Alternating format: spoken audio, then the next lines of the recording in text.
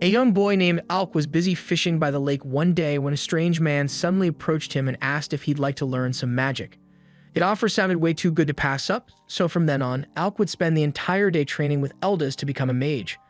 One particular day, Eldis was giving Alk a lesson on how to use fire magic in case he ever needed to protect others, and it was a little more complicated than what Alk was used to, but he eventually got the hang of it.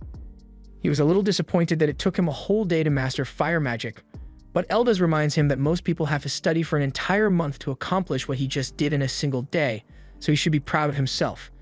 Alk still wants to learn more, so he asks Eldis to continue teaching him.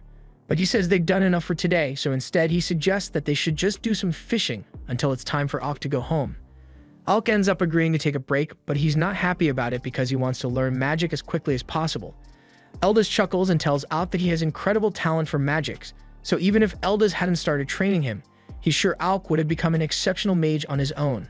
If that's the case, then Alk asks why Eldis even bothered teaching him in the first place, and Eldis has his reasons, but before he could explain anything, a fish took the bait and started pulling on his line, so both he and Alk immediately dropped the conversation and tried to pull it up with all their might.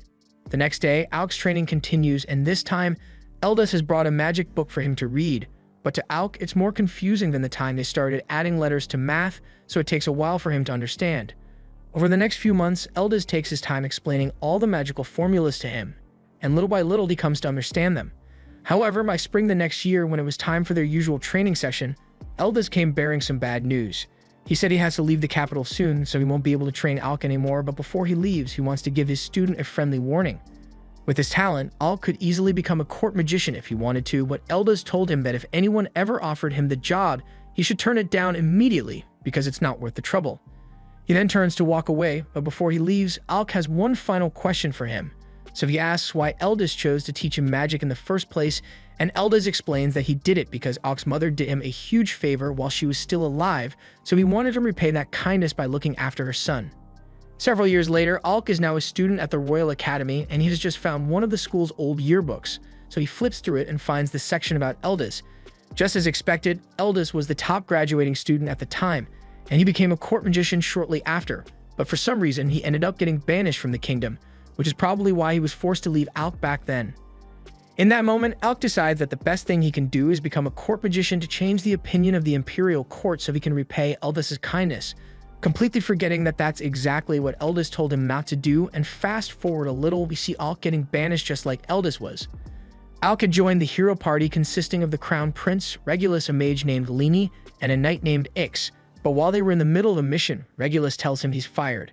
Alk doesn't understand why Regulus would suddenly want to get rid of him like this, so he explains that as the crown prince, his job is to be on the front lines with his sword, Lini is meant to push enemies back with her magic, and X blocks enemy attacks for the party. But all Alk ever does is stay in the back and cast support spells like defense or enhancement. Alk tries to argue that there's an important reason he does that, but Regulus cuts him off and says someone who can only use support magic is too pathetic to be a member of the hero party. Keep in mind that Alk never even wanted to join this stupid party in the first place, but after he became a court magician, the prince ordered him to join, and he couldn't refuse a royal command. Lini and Eggs join in and start calling Alk useless, but the prince is the one who's really useless here. He literally made a rule that commoners like Alk aren't allowed to carry weapons, just because he doesn't want anyone else to steal his spotlight. Alk tries explaining to him that he thinks it's important for all party members to be armed and prepared in case of emergencies, but the prince hasn't had an intelligent thought for years at this point, so he will not tolerate a free thinker like Alk. He tells him that he isn't needed anymore, so he should just go home, and Alk is left questioning his life choices because he did not sign up to be insulted by an ungrateful man-child. Up to this point, Alk had put in an insane amount of effort to compensate for Regulus' stupidity, because he would have died a long time ago otherwise, but even after he was fired, he still wanted to help as much as possible. So he wrote out some monster attack patterns and strategies for Regulus to use next time he goes into the dungeon. However, while he was on his way to deliver the letter at the castle, he was suddenly stopped at the gates by the guards. They informed him that he had been stripped of his title as a court mage, so he no longer has permission to enter the castle. Just then, Lini shows up and she's just here to rub Alk's unfortunate situation in his face because she has always hated him. He was praised to no end when he graduated from the Magic Academy and set a new dungeon record, so she has been jealous of him since day one. After she's done mocking him, she turns around to leave, but Alk begs her to at least deliver this letter to the king for him. It was King Furcus who ordered him to join Regulus' party, so for Regulus' sake, it's important that the king reads this letter. However, Lainey couldn't care less about Alk's stupid letter, so she rips it to shreds right in front of him and orders the guards to kick him out. It has been 4 years since Alk graduated and became a court magician, and he tried his absolute best to fix the problems with the imperial court, but in the end, he couldn't change anything. Just then, Alk hears a familiar voice call out his name, so he turns around and finds Yorha, an old friend of his, standing there. She runs over for a hug once she realizes it really is him, and afterwards, they sit down by the canal to talk. Alk explains everything that happened to him since the last time he saw Yorha, and she yells that she can't stand the kingdom of Galdina because the nobles are always so focused on discriminating against the commoners. Alk agrees with her, but he tells her to quiet down because it'd be troublesome if someone were to overhear her rant. She tells him it's fine since no one else is around right now, and regarding Alk's current situation, she feels bad for everything he had to go through, but she's actually glad that he got kicked out of the prince's party, because that means there's nothing stopping him from joining a new party now. And on that note, Yorha asks Alk if he'd be willing to come clear dungeons with her party. Alk asks her if she's really okay with recruiting someone like him, but she knows better than anyone that Alk is a beast when it comes to magic, so there's no one else as qualified as he is. Hearing someone finally acknowledge his strength brings a tear to Alk's eye, so he gets up and tells Yorha that he'd love to join her party. The next morning, the two begin their journey to the city of Faisal, and Alk has flashbacks to what elders told him about avoiding the imperial court, and how things would have been so much easier for him if he had just listened to his advice, but it's not like he can change the way things played out now. Meanwhile, back in the capital, Regulus has just been informed that Alk left the capital and calls him a sorry excuse for a mage. He'd only ever forced Alk to join his party because everyone called him a magical prodigy, but he hated having a commoner on the team, so he's glad he got rid of him. Lainey adds that now they can get a replacement who is of pure noble blood, and without an incompetent fool like Alk slowing them down, Regulus will become famous for clearing a dungeon faster than anyone else. A few days later, Alk and Yorha arrive in the city of Faisal, and she begins telling him all about how wonderful this place is because it doesn't discriminate against commoners, and it's the perfect base for an adventuring party. Speaking of which, that reminds Yorha that they still need to get Alk registered as an adventurer, so she leads him to the guild so he can get started. Unfortunately, when they get inside, the receptionist tells Alk that he doesn't qualify. You need a special license to go past level 30 in a dungeon, and you need to be registered with the guild for at least 2 years to qualify for that license, so Alk won't be able to get it for a while. Yorha asks if they can make an exception for him, but the receptionist says she can't change the rules. Yorha can't believe this is happening, even though she sent her friend Keisha to come ask for special permission before they got here. But it turns out that Keisha was incredibly rude to the receptionist, so they won't be getting any favors from her anytime soon. Yorha is really disappointed since her party has already reached the 52nd floor of the dungeon, and they won't be able to make any new progress with Alk until he gets his license in 2 years. She realizes that there's no point in complaining about it now, so she says they should just focus on the places Alk is allowed to go in the meantime. He doesn't need the pass to go into areas above level 30, so there's still plenty of exploring for them to do as a group, and she wants him to enjoy his time here. Later that day, Alk and Yorha head into one of the dungeons and are currently facing a swarm of red hornets. Yorha casts enhancement magic on him so he can take down a few of the hornets, but that barely leaves a dent in their numbers. She doesn't understand why things got so difficult so quickly, since level 2 was never this hard to clear before, but Alk thinks something must have happened to the hornet nest, which is why all of them are in a frenzied state right now. Yorha puts up a defensive shield and charges into the swarm, but Alk warns her to stay back because it'd be much safer to maintain their position and take the hornets out one by one. Yorha yells that he needs to remember what he was like before he became a court magician. Back then, a swarm of hornets like this would have been no match for him, and he now realizes he doesn't have to hold back to avoid bruising the prince's ego anymore, so he is free to use as much magic as he needs. He stops restraining himself and uses attack magic to burn up a few of the hornets, and once he regroups with Yorha, he uses a wide area thunderbolt spell to fry the remaining bugs. However, just when it seemed like the battle was over, a giant earthworm emerges from the ground and grabs Yorha. This thing must have been the reason the hornets were acting so crazy earlier, and it's definitely going to eat Yorha if he doesn't do something soon, so he needs to act quickly. He has a plan in mind, but just to make sure it will work, he asks her if her defense magic is still as strong as it was back when they were in the academy, and in response she asks him if his attack magic is still as strong as she remembers it to be. They both trust each other's capabilities, so Alk begins casting his fire tornado spell, completely engulfing the worm in a torrent of flames. Yorha was caught up in the flames as well, but Alk knows her shields are more than enough to protect her from flames of this intensity, so there's no need for him to worry. Once Yorha is back on the ground, she tells Alk that his magic is still just as amazing as before and she can't wait to meet up with the rest of the team so they can have fun just like old times. Before graduation, Alk was part of a legendary team of students consisting of Ornis the Genius Warrior, Krasia the Genius Archer, Yorha the Genius Support Mage, and Alk the Genius Attack Mage. On the day of graduation, they had just broken the all-time dungeon record by clearing the 68th floor, and as a result, they earned themselves top ranks at the academy. But as they were walking home and discussing their plans for the future, Alk suddenly stopped in his tracks and told his friends that he actually planned to become a court magician. His friends are disappointed to hear that, especially Ornis, since if Alk had joined them, they could have created the strongest adventuring party in existence, but he respects Alk's decision because he knows he must have a good reason. But before they went their separate ways, Yorha made it clear to Alk that she isn't giving up on recruiting him, so the second he becomes available, she will be there to extend an offer. That brings us back to the present, where Yorha is officially welcoming Alk to the party, and to celebrate, she treats him to a hearty dinner.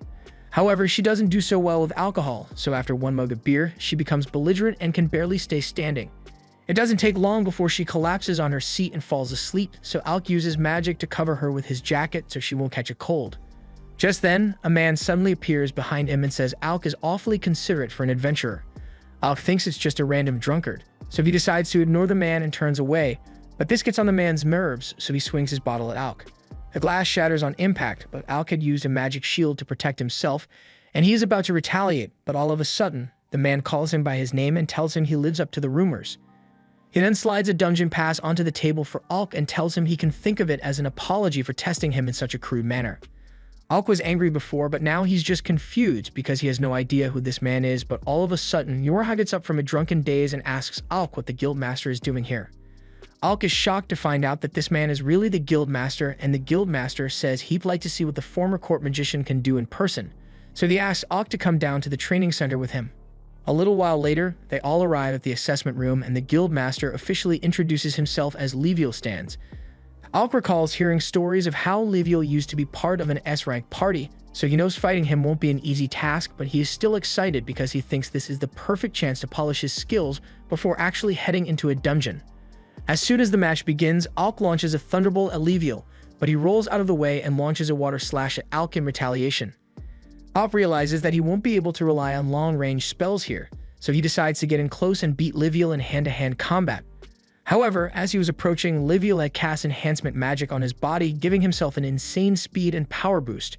He is now so fast that Alk can barely keep track of his movements, and when Leviel finally decides to strike, even though Alk was able to block the strike with his shield, he is still sent flying into one of the walls. Yorha is starting to get worried, but Alk soon gets up and says he's fine. He was caught off guard by the speed of Leviel's attack earlier, so he starts thinking of ways he can dodge it next time. But then he starts laughing because he realizes he can actually do a lot more than dodge. Under the prince's command, Alk was forbidden from being proactive in combat, but as an adventurer, he isn't limited to evasion and support magic anymore. He coats his wand in magic to create a sword and charges forward, so Leviel launches another water splash at him. But Alk is easily able to slash through it as he advances. Leviel is impressed, but he doesn't think Alk will be able to do the same to his punches, so he enhances himself against and charges at him again. However, Alk had already prepared a countermeasure for Leviel's dash attack, so as soon as he gets within range, he is hit with the full force of Alk's Thunderbolt spell, leaving him wide open for Alk to strike. Leviel is amazed that Alk actually managed to land a hit on him, and he can see why Yorha praises him so often, but this test is far from over. Leviel activates his ancient artifact, forming large gauntlets around his arms, and a single punch from these babies is enough to leave a massive crater in the ground. Alk realizes getting hit by one of those would be devastating, so he needs to be really careful, but he doesn't intend to give up, so he tries hitting him with another Thunderbolt, but this time, it barely does anything to slow him down. Leviel's artifact's special ability allows him to heal his injuries over time, so the longer this battle drags out, the worse Alk's odds of victory will become. He needs to keep Leviel from healing, so he begins striking at him repeatedly, but none of his attacks are landing. Alk mocks Leviel for dodging all his attacks and asks him if he's scared to face him head-on, and that gets under Leviel's skin, so he takes a wild swing at Alk, leaving himself wide open for a slash to the stomach just as Alk had hoped. He has finally done some more damage to Leviel, but it's going to take a lot more than that to keep him down. Leviel charges at Alk again, and Alk tries to defend himself with his shield, but it shatters on impact from the sheer force of the punch. However, it does break Leviel's momentum, so Alk uses the opportunity to strike him in the chest. Leviel refuses to let himself loose to Alk, so he tries to hammer fist him, creating a massive dust cloud. Yora thinks Leviel is going a little too far for something that's meant to be a test. A hit like that shouldn't have been enough to knock Alk out, but he still manages to sneak up behind Leviel and launch one final strike, and that was the last of the strength he could muster, so his wand snaps and he falls unconscious. Yora rushes to Alk's side to check on him, and Leviel admits he might have taken things a bit too far this time, declaring Alk the true victor of the match. While Yora attends to Alk's injuries, Ornus shows up, having grown tired waiting for him, only to be shocked to discover that Alk had been dueling with Leviel. He tells Leviel that it was pretty lame of him to use his ultimate weapon in a friendly sparring match, but Leviel says he just got a little carried away. He is now sure without a doubt that Alk is qualified to enter the dungeon, so he can have the dungeon pass and whatever else he needs as long as he promises not to sue over this. Even though it didn't go as expected, Ornus congratulates Alk on passing this unfair test, but he's still out cold, so they take him back inside and set him down on a couch to rest. By now, they've all heard the story of the injustice Alk had to endure as a court mage, and it's honestly amazing that he managed to last there so long. The castle is full of elitist idiots who can't stand the sight of commoners, so Alk must have had to work incredibly hard to maintain his position. Just then, the receptionist barges in looking for the guildmaster and tells him that there's bad news, so Leviel tells the others he has some business to handle and leaves them in his office to look after Alk. But he demands that they absolutely do not touch his alcohol collection. As soon as Leviel is gone, Ornus immediately heads over to his alcohol collection and grabs the most expensive-looking bottle just to piss Leviel off later. He then asks Yorha to fill him in on the exact details of Alk's time as a court mage, since he has only heard vague stories up till now. And oh boy, there's a lot to talk about. Alk was tasked with protecting the prince, but he was also forbidden from carrying a sword or using any magic that would make him look stronger than the prince. On top of that, he was also forced to carry their luggage and manage the party's items. And worst of all, after forcing Alk to use nothing but support magic, the prince called him useless for using only support magic.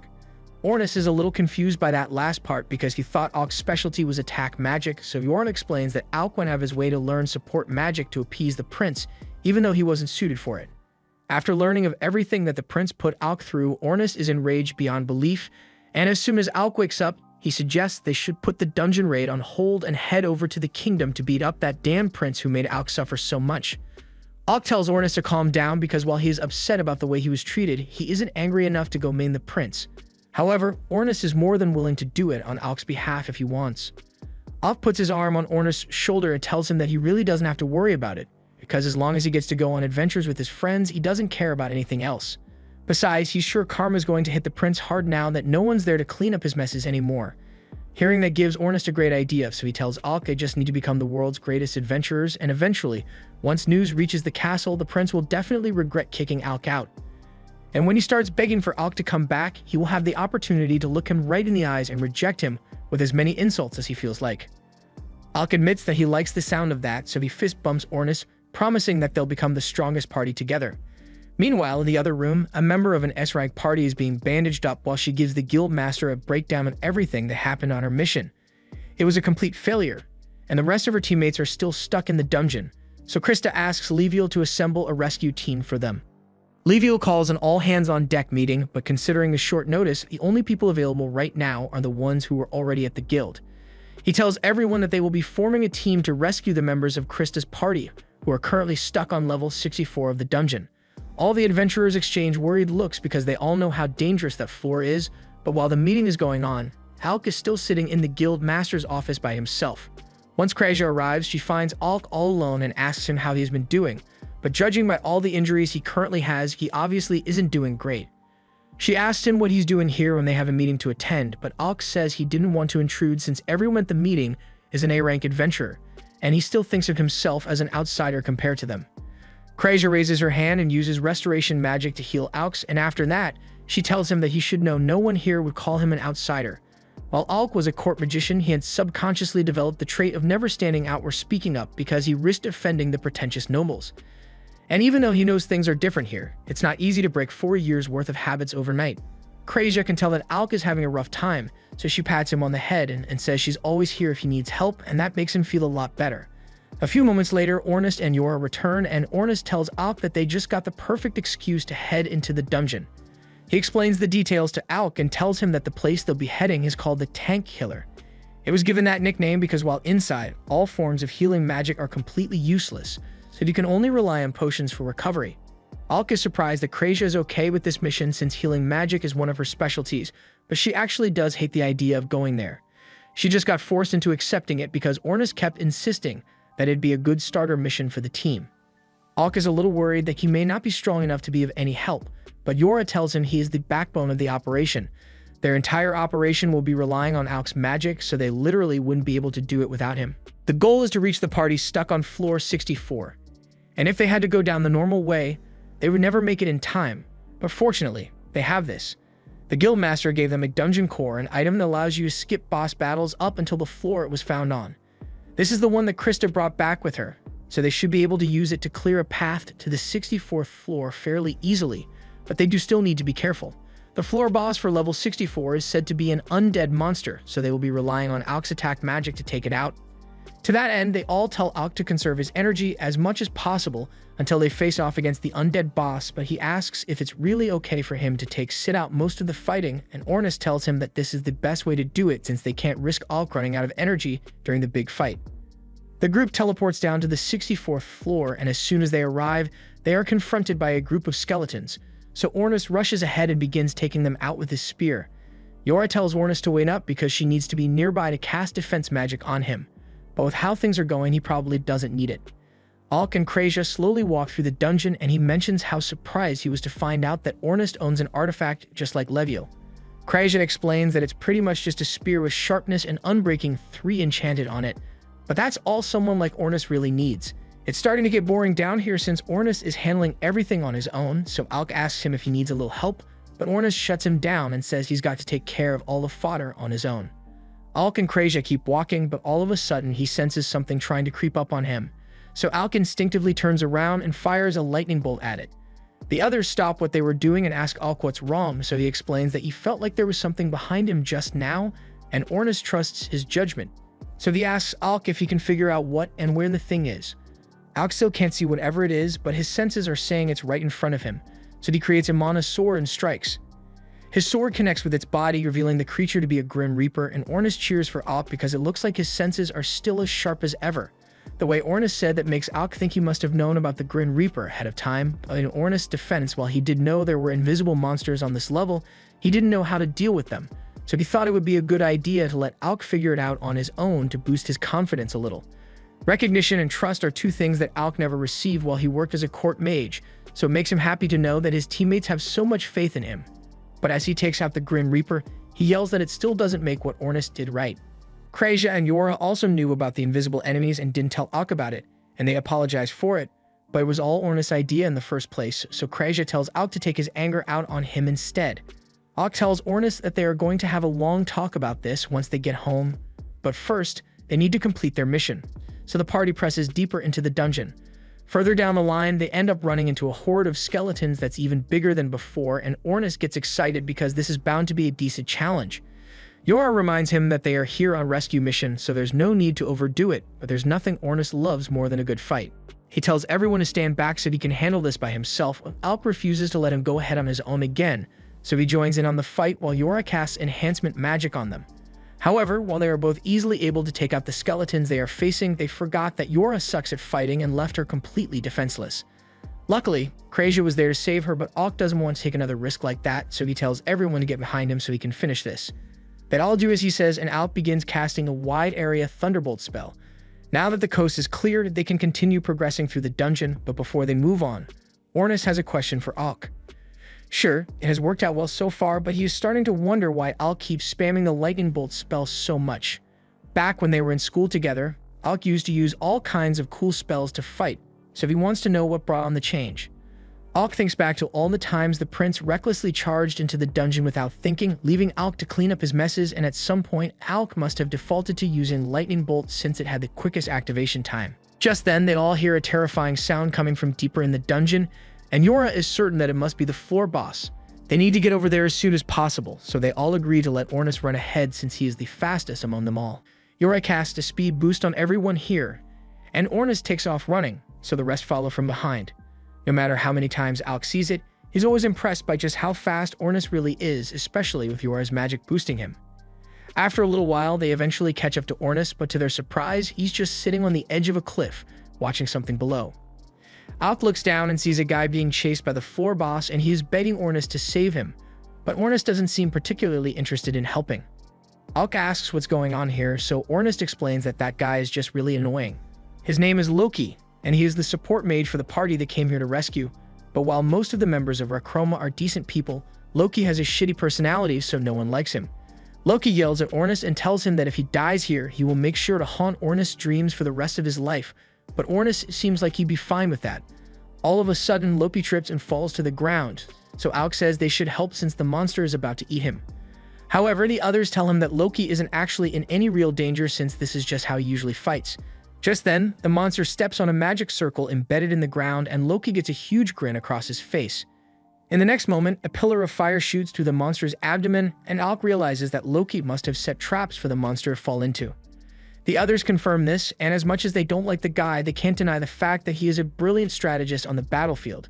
The monster continues stepping on more and more of Loki's traps, and Loki begins laughing at it for being so gullible, but he ends up running out of traps before the monster dies, so he is completely defenseless, and the monster is about to blast him to smithereens.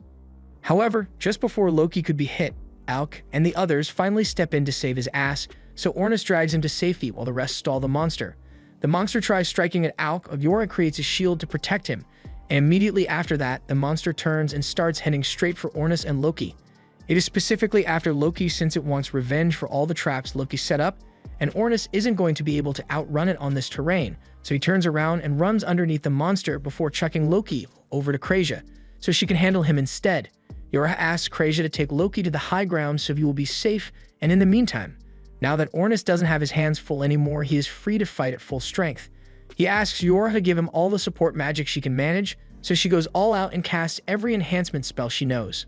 Ornus charges straight for the monster, and after dodging its initial strike, he jumps into the air and stabs it just below the eye.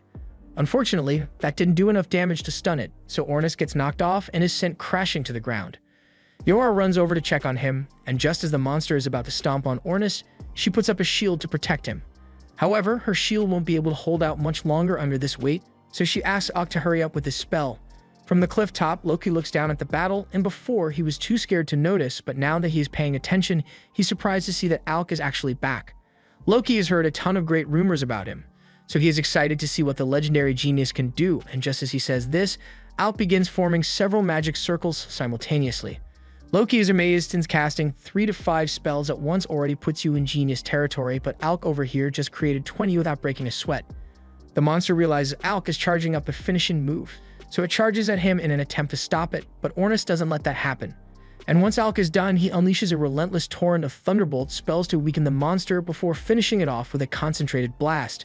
But unfortunately, the monster managed to jump out of the way in time to avoid the final blast, so Alk warns everyone to brace themselves for its counterattack. Ornus calls out to Krasia and asks her to provide cover fire, so she aims her bow at the monster and hits it with arrow rain to slow it down. This buys enough time for Yora to use binding magic to hold the monster in place, and Ornus takes advantage of the opportunity to launch his spear right through its head. The monster somehow managed to survive, so it tries launching one final attack at Alk, but that was the mistake it could have made because Alk has the perfect spell for a situation like this. His master taught him this spell years ago, and since then, Alk has been the only mage capable of pulling it off. Reflection magic. The monster's blast is redirected at full force, creating a massive explosion, and after it has been burnt to a crisp, Ornus jumps in to deliver the final blow, splitting the monster's head in two. Once the battle is over, Loki walks over to congratulate everyone on a job well done. He was especially impressed by Alk's performance, and he says he has heard a lot about Alk, the court magician's impressive feats, like how he once defeated a Hydra with a single spell. Alk is thankful for the praise, but he informs Loki that he isn't actually a court mage anymore. Loki is shocked to hear that since the people in charge of the royal court would have to be idiots to fire someone as talented as Alk. He is grateful that Alk and the others came to his rescue, but right now, the rest of his team are probably still busy fighting the tougher floor boss. Everyone is shocked to hear that there's a second floor boss, so Loki explains that there was more than one floor boss when his party got here. They couldn't handle both at the same time, so Loki's job was to get the attention of the one with the low IQ and lead it away so the rest of his team could handle the other boss. It was a knight in black armor, but since this floor is full of undead, it might just be a set of possessed armor. If that's the case, the physical attacks won't do much damage to it, so their best shot at taking it down will be Alk's magic. Loki hands Alk a cross artifact to use since he could tell that Alk knows how to handle himself in close combat since he often makes himself seem like both the biggest threat and the easiest target to eliminate to trick the enemy. Alk is surprised that Loki could determine all that just from watching him fight for a few minutes, but as a strategist, it's Loki's job to be perceptive. He tells Alk that the artifact in his hand is called Schwart, and he says Alk can have it for free on one condition. Krasia and Ornis don't like the sound of that since Loki wouldn't give out something so valuable without a major catch. Loki says it's nothing too serious, he just wants Alk to use zero magic when he goes up against the second boss. The others tell Loki it's crazy to expect a mage to fight without magic, but Loki tells them he has this all planned out. He explains that trickery and deception are his bread and butter, and since that Death Knight is probably expecting them to attack with magic, doing the opposite is sure to catch it off guard. Anyway, remember the prince who fired Alk.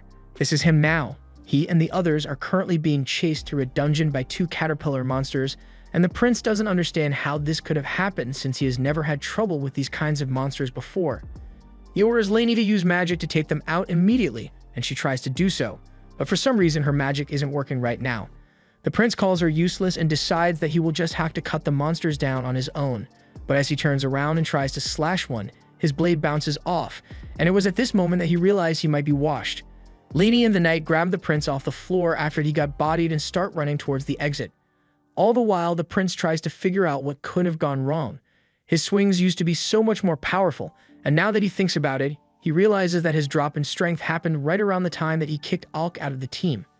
However, instead of accepting that Alk was actually contributing to the team, the prince comes to the conclusion that Alk must have placed a curse on him to get revenge. After escaping the dungeon, the prince goes to see one of the royal magicians, Vogan Fornus, to check if there has been a curse placed on him, and after a brief magical scan, Vogan tells him there's no curse. The prince can't believe it because there's no way he would have struggled with clearing the 30th floor if Alk hadn't cursed him. But Vogan knows there's an anti-magic field down on the 30th floor, so he tells the prince that he probably just felt weaker because his support magic wasn't working. The prince scoffs and says all support magic is useless trash that cowards like Alk rely on, and Vogan is doing his best to stay composed in the face of the utter nonsense that the prince is spewing. However, he does find it strange that Alk didn't warn the prince about the anti-magic field down there ahead of time, since he is the legendary student who made it all the way down to the 68th floor. The prince laughs and tells Vogan that there's no way an idiot like Alk actually accomplished something like that, so it's probably just a rumor that the commoners spread amongst themselves. Vogan doesn't even bother trying to correct the prince since there's no cure for arrogant stupidity, but all of a sudden a guard enters the room to inform the prince that the king wants to speak to him regarding the situation with Alk. The prince smiles because he thinks his father will be on his side, but as soon as he arrives, the king begins telling him a story about Eldis. He explains that Eldis was a court magician whom he had banished years ago, and he was an incredible fool. Eldis was a noble who had the nerve to stand before him, the king of Galdana, and tell him that unless he changes the way commoners and court magicians are treated, a great tragedy will befall the nation in the near future. The prince speaks up and says Eldis deserved to be banished because no nobleman should speak the king in such a manner, but that wasn't the reason the king called him a fool. After Eldis was banished, he was stripped of his noble title and decided to attend the Magic Academy, silencing his critics with his exceptional skills and graduating valedictorian. However, even though he could have chosen to do anything with his fame and power, he foolishly chose to return to the castle and work as a court magician. During his time as a court magician, he continued to tell the king that the commoners are not worthless, and he needed to change the way he treats them until he ended up disappearing a year later. The king hadn't given Eldis' words much thought at the time, but lately he has started to wonder whether Eldis might have been right, which is why he ordered the prince to explore the dungeon. He wanted to see if nobles are truly inherently better than commoners, but considering the prince's condition, it looks like he was wrong. He says it might be time to change their policy of discrimination against commoners, so from now on he plans to hire those with talent, regardless of their background. The prince is stunned and tells his father that it would be a disgrace to their family name if they accepted commoners as equals, and the king acknowledges that he was the one who raised the prince to believe that, but things need to change. The prince tries to argue that consorting with commoners like Alk will only lead to misfortune, and he uses his current condition as proof of that. But all of a sudden, a guard comes over and presents Regulus with what's left of the book Alk wrote. The king explains that before he left, Alk created a comprehensive guide on how to clear the 30th floor of the dungeon for Regulus, but it was torn up by Lainey before he ever got to see it. The prince can't believe what he's hearing, so he tells his father he doesn't feel well and excuses himself. As Regulus leaves, the king speaks to Vogan and tells him that while it may be difficult, he would appreciate it if he would help Regulus as much as possible, and Vogan promises to do his best. Meanwhile, Regulus is having a mental breakdown because if Alk really was knowledgeable and talented this entire time, then that means he was the problem all along and he can't accept that. Meanwhile, on Alk's end, he is currently asking Loki to explain why he doesn't want him to use magic against the boss. He understands that artifacts are powerful. The boss is meant to be immune to physical attacks, so he doesn't think he will be able to take it down with just the sword.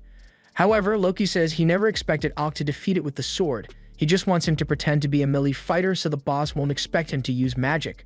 The others understand the plan, but Kraysia doesn't get why they need to go through the effort of tricking the monster, so Loki informs her that this boss is just as intelligent as they are. Alk finds that hard to believe, and Loki understands why he'd be skeptical, but all he is asking is for Alk to stick to using his sword at least until Loki gives the signal. He agrees to go along with Loki's plan, and on that note, Loki tells Kraysia there's something he needs her help with. It would take too long to get to his friends on foot, so he wants to use teleportation magic, but he doesn't have enough mana to cast it on his own right now, so he needs Kraysia's help. The others all freak out at the mention of teleportation magic, since it is meant to be a well-guarded national secret, and simply knowing about it could get them in trouble, but there's no other choice here, so they decide to just pin all the blame on Loki if something goes wrong. While Loki is drawing the circle and showing Kraysia how the teleportation works, Alk talks to Yora and asks her if Loki is someone he can trust. Yora tells him that personally she doesn't like Loki's personality, but in a serious situation, you can absolutely rely on him to get the job done. For example, she informs Alk that 2 years ago, Loki coordinated a large-scale raid on a high-difficulty dungeon, and thanks to his planning, the mission succeeded without a single casualty. Since that's the case, Alk decides to put full faith in Loki's plan, and once the teleportation circle is ready, they all step inside. Yora is amazed because this is her first time seeing real teleportation magic in action, but he tells her this is just a simplified version that will send them to a location of his choosing. On that note, he warns everyone that he will be teleporting them right in front of the boss, so they should be ready to fight as soon as they land. Loki then activates the teleportation circle, and in an instant they all vanish from the spot and land right in front of the other members of Loki's party fighting against the Dark Knight. The two have been doing their best to hold it off until now, but they haven't been able to do much damage and they are running out of stamina, but fortunately, Ornus jumps in to give them a chance to retreat. He clashes with the Knight, and while the Knight was focusing on Ornus, Alk attempts to sneak up on it from behind for a sneak attack, but it reacts instantly and jumps into the air to evade the strike. It then charges at both of them, and in the meantime, Loki and Kraysia come up to help get Raywell and Marbel to safety. The armor of the Knight is insanely tough, and from the looks of it, there's no one inside, but that makes no difference to Ornus. He runs forward to strike at the Knight, and the Knight attempts to jump over him, but Ornus had already planned for that, so he pins its cape to the ground, giving Alk the perfect opportunity to slice the Knight's head off. As the metal helmet crashes to the ground, Alk wonders if that was really enough to defeat the monster, but things are never that easy in situations like this. The Knight suddenly begins to move again with dozens of freaky tendrils popping out of its neck, and it's clear that this must be an undead headless horseman, and they must mean that the monster they killed earlier was its steed. Alk got lost in thought for a second there, and by the time he regained focus, he found the Dullahan in the air above him preparing to strike. He raises his sword to defend himself, but he is barely able to block its strike. It is much stronger and faster than it was before, so Alk realizes it must have been holding back earlier, and that means the fight is going to get harder from here on out. But thankfully, he doesn't have to deal with it alone. While Alk was facing off against the Knight, Yora was spamming buffs on Ornus, and once he's ready, he lunges forward and strikes the Knight at full force, giving Alk a chance to knock it back. Alk can't believe how durable that thing's armor is, and if this sword weren't an artifact, it would have long since shattered to pieces from the force of the Knight's blows. Not to mention the fact that since the Knight is undead, no matter how many times they hit it, it will always regenerate and get back up. Speaking of which, the Knight managed to pick its head back up and reattaches it to its body before letting out an ear-piercing scream that leaves everyone disoriented. It then targets Alk and kicks him as hard as it can, sending Alk flying backwards with intense speed, but fortunately, before he hit the wall, Yora managed to use a barrier to cushion the blow for him. She runs over to check if Alk is okay, and he tells her he's fine, he just wasn't expecting the Knight to be able to use martial arts so well. If Yora hadn't saved him with that barrier, then there's a good chance he might have died just now, so he asks Loki how much longer he needs to keep fighting with the sword. Loki is still in the middle of his preparations, so he tells Alk that he's going to need to hold out for 5 more minutes. That's easy to say, but Alk almost died to that thing just now, and he only has 3 potions left. Ornus is barely holding his ground right now, so he yells for Alk to get back in the game, and the two do their best to keep the Knight busy for the next few minutes. Eventually, Loki's 5 minutes of preparation are complete, so he activates a giant magic circle and begins laughing. Seeing this causes the knight to panic and charge straight for Loki, slashing him across the chest, but that's exactly what Loki wanted to happen. It is revealed that this was all just an illusion and the giant magic circle was just a trick to lure the knight into a trap. Just then, ice begins to form beneath the knight's feet as the real Loki watches from the tower top. Ornis then steps on a teleportation trap Loki and Krasia set up, and he is sent right behind the knight, allowing him to knock it forward right before Marbell jumps down from the arch with an overhead swing. The knight manages to dodge out of the way, but that was also part of the plan because Loki had set up another ice trap to debuff its speed. The knight realizes that Loki is the one behind all of the traps, so it climbs up the tower to take him out. Loki pulls out a magic blade to hold it off, but Reuel is worried because Loki isn't strong enough to handle the knight on his own. He did make preparations by asking Yoran to cast his sevenfold strength enhancement on him, but his body isn't used to this kind of strain, so he is barely able to hold on.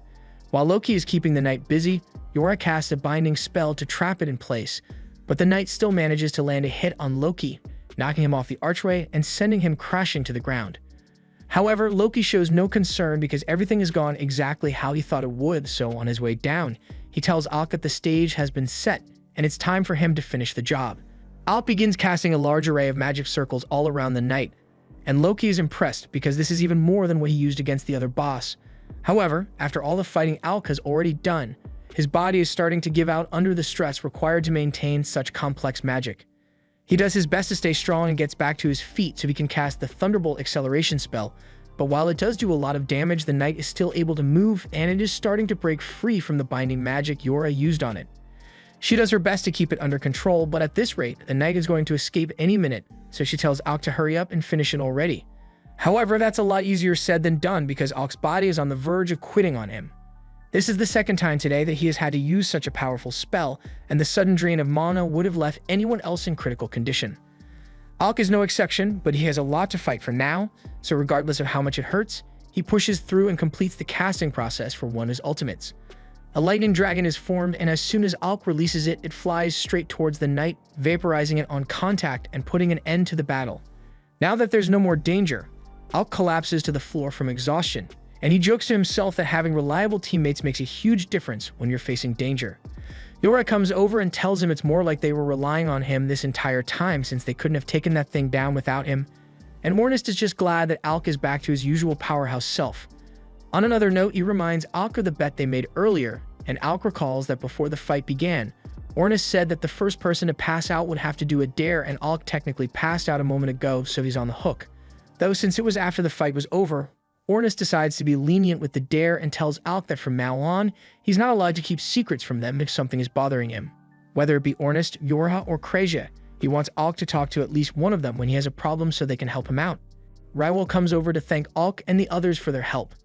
Marbell also wants to thank him, but she's a lot more hands-on and gives him a kiss on the cheek, much to Yora's horror.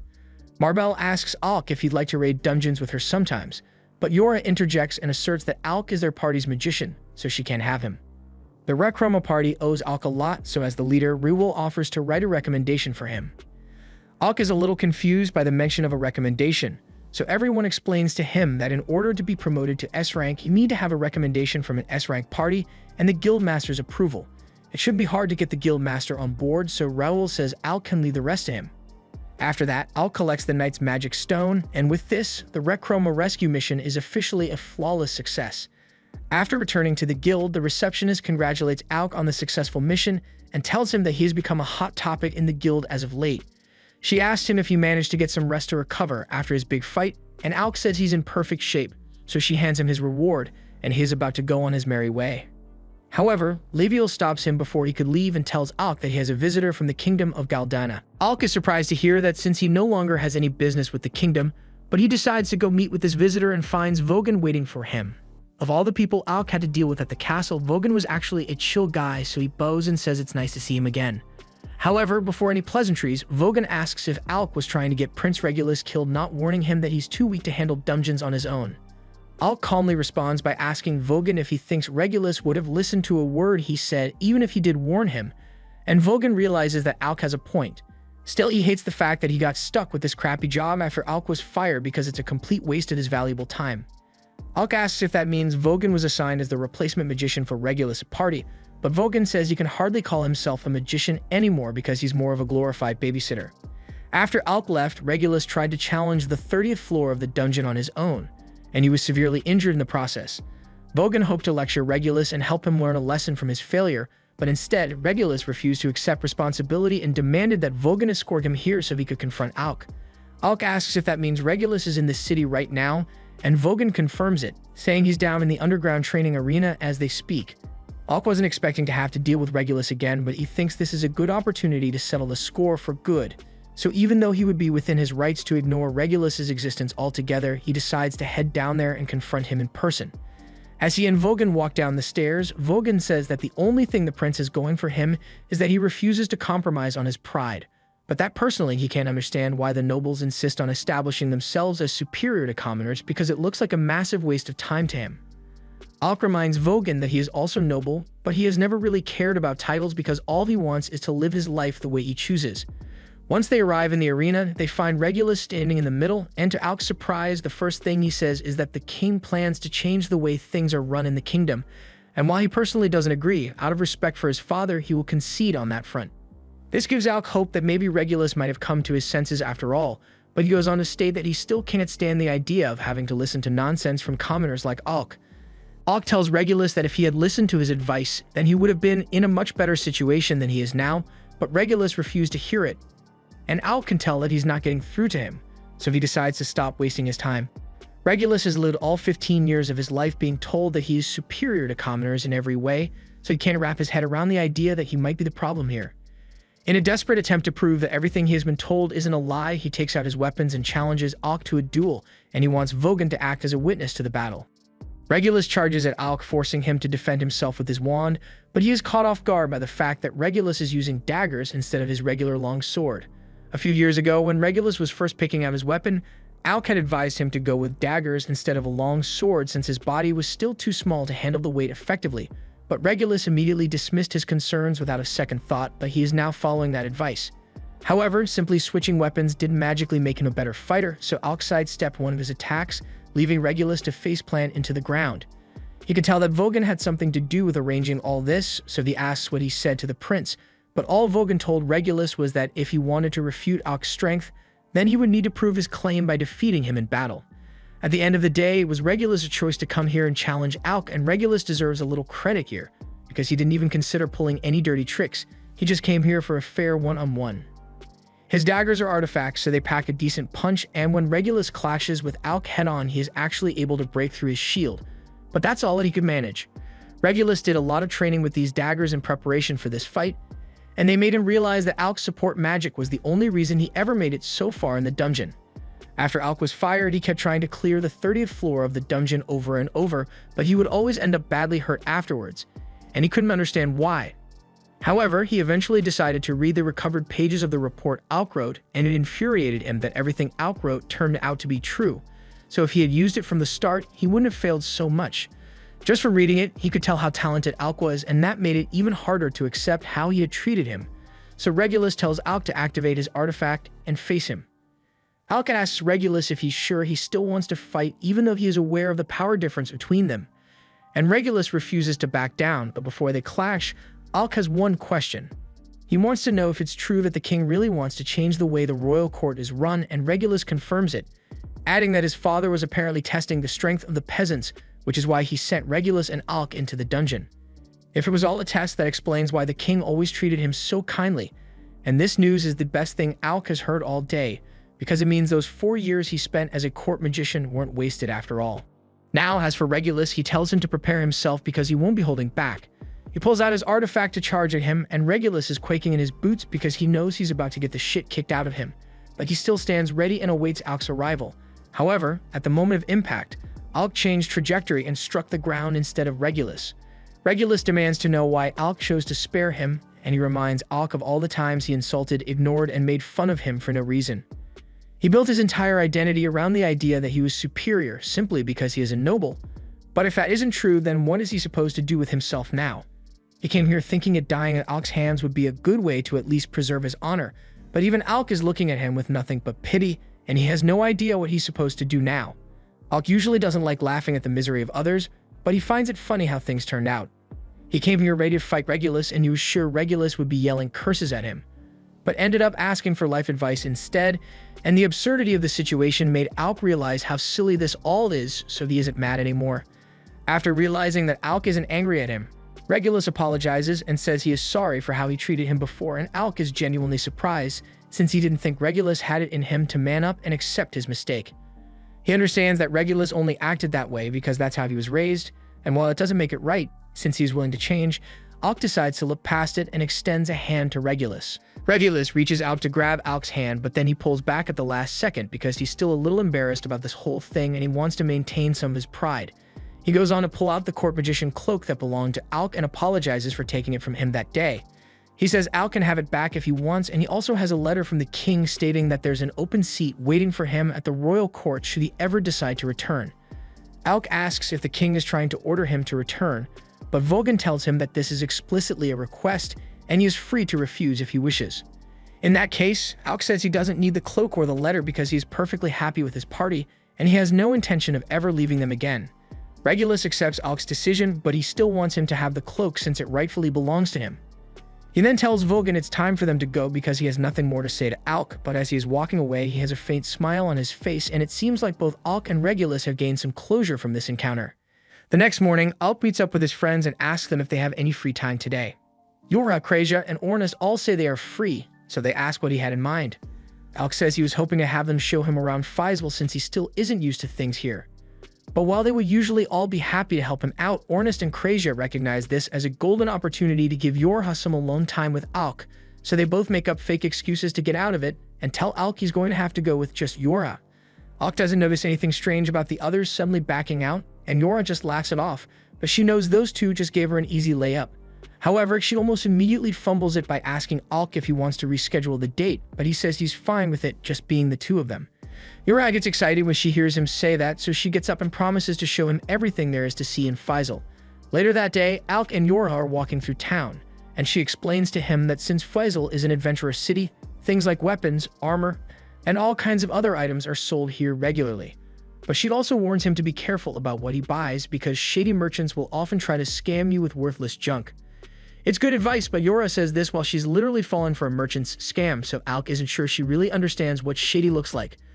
The merchant is literally trying to sell her a drug that supposedly lets you fight for several days without rest, and Yorha has completely fallen for his pitch, but just one look at its menacing aura tells Alk that the pill is bad news, so he grabs Yorha's hand and tells her to follow him. He thinks it will be best if they just let Ornis and Krasia do the shopping instead since Yorha tends to get distracted, and while she doesn't deny that she falls for scams from time to time, the last time she told Ornis and Krasia to do the shopping, Ornis came back looking like Zorro and Krasia bought a giant teddy bear, so those two can't be trusted to go shopping either. In that case, Alk offers to handle the party's purchases from now on, and Yorha tells him that it would be a big help. After walking a little further, Alk spots a coffee shop, so he suggests that he and Yorha should take a break, and they both head inside to have some tea. While they are sitting down, Alk recalls how Ornis and Krasia really seemed to hate Loki, so he asks Yorha what that was all about. Yorha tells him it's a long story and explains that 2 years ago they ran into an A-rank party that was having trouble in a certain dungeon, so they stopped to help. Soon after, Loki and Ruel also showed up to help, so they all ended up working together to defeat the floor boss. However, during the fight, Ornis got hurt protecting one of the A-rank adventurers by taking a bolt of acid spit to the back. After the fight was over, Ornis tried to pretend that he was okay, but his legs gave out on the way home, so Loki and Ruel carried him back. So far, Loki had treated Ornis pretty well, but while Ornis was passed out, his spear kept hitting Loki in the head, so Loki eventually snapped and tossed it into the forest, never to be seen again. Yorha doesn't think Loki did it to be mean or anything. In fact, he probably didn't think it would be a big deal since the spear was in terrible shape already, but Ornis really loved that spear, so when he woke up and found out Loki had thrown it away, he was really pissed. Even then, Ornis probably would have forgiven Loki if he had just apologized since it was an honest mistake, but Loki genuinely couldn't understand why Ornis would care so much about a busted-up spear. From then on, Ornis and Loki have been at odds with one another, and Yorha honestly thinks it's silly that their feud started over a simple spear. Alk agrees with her, but that still doesn't explain the reason Krasia doesn't like Loki, so Yorha explains that Krasia doesn't actually have a reason for disliking Loki, she just doesn't like his vibe. A little while later, Alk and Yorha start walking through town again, and it reminds Alk of all the time they used to spend shopping together back in Galdana. They would pool their money together to buy potions, and at one point, Krasia tried to make her own, but her experiments always ended up failing. As they continue walking, Yora suddenly spots an elven ribbon on display in one of the stalls and she can't believe her eyes. These are incredibly rare items that raise the user's magic power, and she's been looking for one for ages, but it costs 50,000 gil to buy and she doesn't have that kind of money right now. She's really disappointed since if she doesn't buy it now, someone else will probably get it by the end of the day, but since it seems really important to her, Alk decides to buy it. Yora asks if he's sure he wants to spend that much money on her, but Alk says it's for the good of the party since Yora's magic is a large cornerstone of their coordination. Besides, he's loaded from all the money he saved while working as a court magician, so he wanted to get her something nice. Yora smiles and tells Alk she will treasure his gift with all her heart, and Alk is glad to hear it. The two then spend the rest of the day having fun together all around the city, and they end things off by watching the sunset from the clock tower. Yora asks Alk what he thinks of Faisal, and he says he loves how free and alive everyone here is because it makes him feel like a real adventurer. After hearing that, Yora asks Alk if being part of her party is really something he wants to do. She invited him to join right after he was banished from the royal capital, so she feels like she took advantage of the fact that Alk had nowhere else to go to convince him to join. She tells Alk that if he wants to leave, she won't stop him, but he cuts her off and says that he did have a few things he wanted to do in Galdana before leaving, but that doesn't matter to him anymore. Right now, his goal is to become the strongest party in the world just like Ornis suggested, and he wouldn't be able to do that without Yorha and the others by his side, so he has no intention of leaving the party. Yora is glad to hear him say that, and it's a pleasant change from his normal behavior since Alk is usually the kind of person to keep things to himself. Alk says he just wanted to let her know how he truly feels, and there's actually one more thing he needs to tell her. Yora begins blushing because she thinks Alk is going to confess to her, but as she is leaning in for what she expects to be a kiss, he laughs and says the reason he is being so open about what he's thinking is because he lost a bet with Ornis, so he isn't allowed to keep secrets anymore. Yora realizes that Alk is still completely oblivious to the fact that she likes him, and it makes her feel embarrassed since she was really hoping you would make a move, so she turns away in frustration and Alk has no idea what's bothering her so much. The next morning, Ornis goes to wake Alk up and finds him passed out in bed with a bunch of books next to him. He tries waking him up normally by calling his name, but when that doesn't work, he simply pulls the sheets away and yells at him to wake up. He tells Alk that an adventurer always gets up at the crack of dawn to be ready for the day, and Alk understands that, but he has no idea how Ornis can have so much energy this early in the morning. After Alk is done getting dressed, he and Ornis head out into the backyard to start training, and they are going at it pretty hard, so Yora tells them to tone it down a little before one of them gets hurt. However, Alk and Ornis completely ignore her and start fighting even harder, both eager to outdo the other. The battle eventually ends with Alk's sword shattering against Ornis, but even though Ornis won, he calls Alk a monster for being able to keep up with him so well despite being a mage. Anyway, he thinks it's time they take things up a notch, so he tells Alk to pull out his artifact so they can continue fighting, but Yorha gets in the way and tells them to stop because if they go any further, someone is really going to get hurt. Just then, Loki happens to show up, and since everyone is training as an S-rank adventurer, he smugly offers to give them some coaching. However, the group isn't interested whatsoever, so they all start walking away to get on with their business. But then Loki pulls out an S-rank ID card and asks them if they really want to treat him this way when he recommended their party for an S-rank promotion. As soon as he says that, Yora turns around and starts begging to see the card since she is really excited for the promotion, but Loki says he won't hand it over unless Ornis apologizes for all the times he treated him like a jerk. Ornis refuses to say it, but all of a sudden Krista and Rewell show up and tell Loki to stop causing problems for Yora's party. They explain that they already gave a recommendation for lasting period to be promoted to S-rank, and the guildmaster approved it, so they are just here to drop off their new S-rank ID cards. Everyone is really happy about the promotion, but then Krista walks up to Alk and tells him that she doesn't think this is enough to repay everything he has done for her party, so she tells him that if he is ever in trouble, he shouldn't hesitate to call her for help.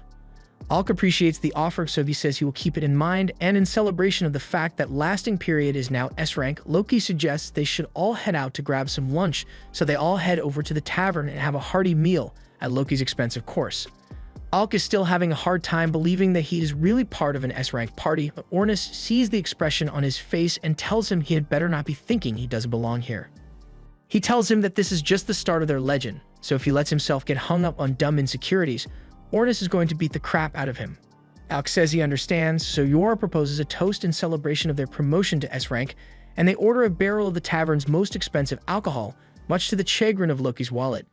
Late into the night, everyone has had their fill, so they get ready to head home, but Yorha has passed out since she overdid it with the alcohol. Krejia says Yora was just in a really good mood, partially because of the party's S-rank promotion, but also because Alk rejected the king's invitation to return to Galdama so he could stay here with them. Just then, Misha comes running over looking for Krejia, and she explains that the guild needs an extra healer, so they could really use her help right now. Krejia agrees to help and heads over to the guild infirmary to start healing people, and she is surprised by how many injured people there are here, so she asks Masha if there was a failed dungeon raid recently. However, Masha tells her that these injuries weren't caused by monsters, they were caused by people. Krejia is shocked since this is the first she's hearing of this, but apparently a group of criminals has been attacking adventurers lately, and they call themselves the Shadow Guild. Just then, the guildmaster comes over to call Krejia for help since he has another injured adventurer on his hands.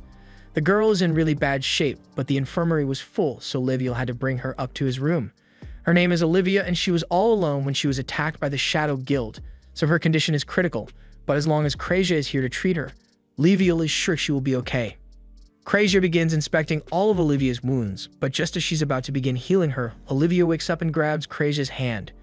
She demands to know where she is, so Krejia explains that she was brought to the guild for treatment after being attacked by the Shadow Guild.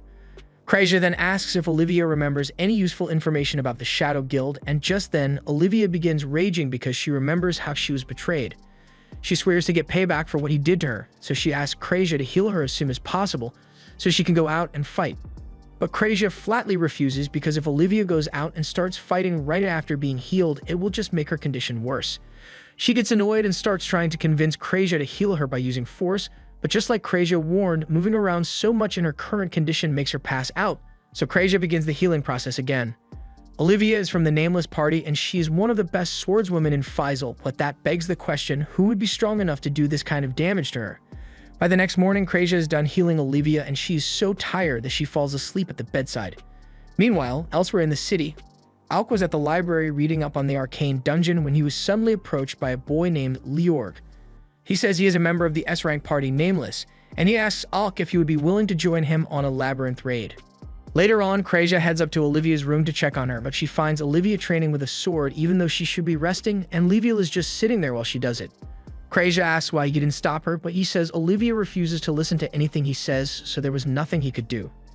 She's even refusing to tell him what happened with the Shadow Guild, so he can't move forward with his investigation. Krejia grabs Olivia and tells her she needs to be laying down, but Olivia argues that the real problem here is the fact that she still can't use her legs properly, so she yells at Krejia to do her job as a healer. Olivia is being really rude, but Krejia doesn't let it get to her and instead asks Liviel to leave the room so she can start treating Olivia's legs. Krejia then begins using healing magic on Olivia, and Olivia is surprised that she's not asking any questions about what happened. Krejia more or less understands that Olivia was betrayed by someone she trusted, and if she doesn't want to talk about it, then Krejia doesn't intend to pry, but right now, Olivia needs assistance, so she wants to do everything she can to help. After hearing that, Olivia realizes that Krejia is just a nice person who's just trying to help, yet she has done nothing but disrespect her this entire time. She feels horrible about the way she acted, so she gets on her knees and apologizes for the way she acted before. It was her own weakness that got her into this mess, yet she took her frustrations out on Krejia instead, and she promises to make up for it. Krejia is glad that Olivia has had a change of heart, but she doesn't want her to feel too bad about herself, so she gives her a little kiss on the forehead.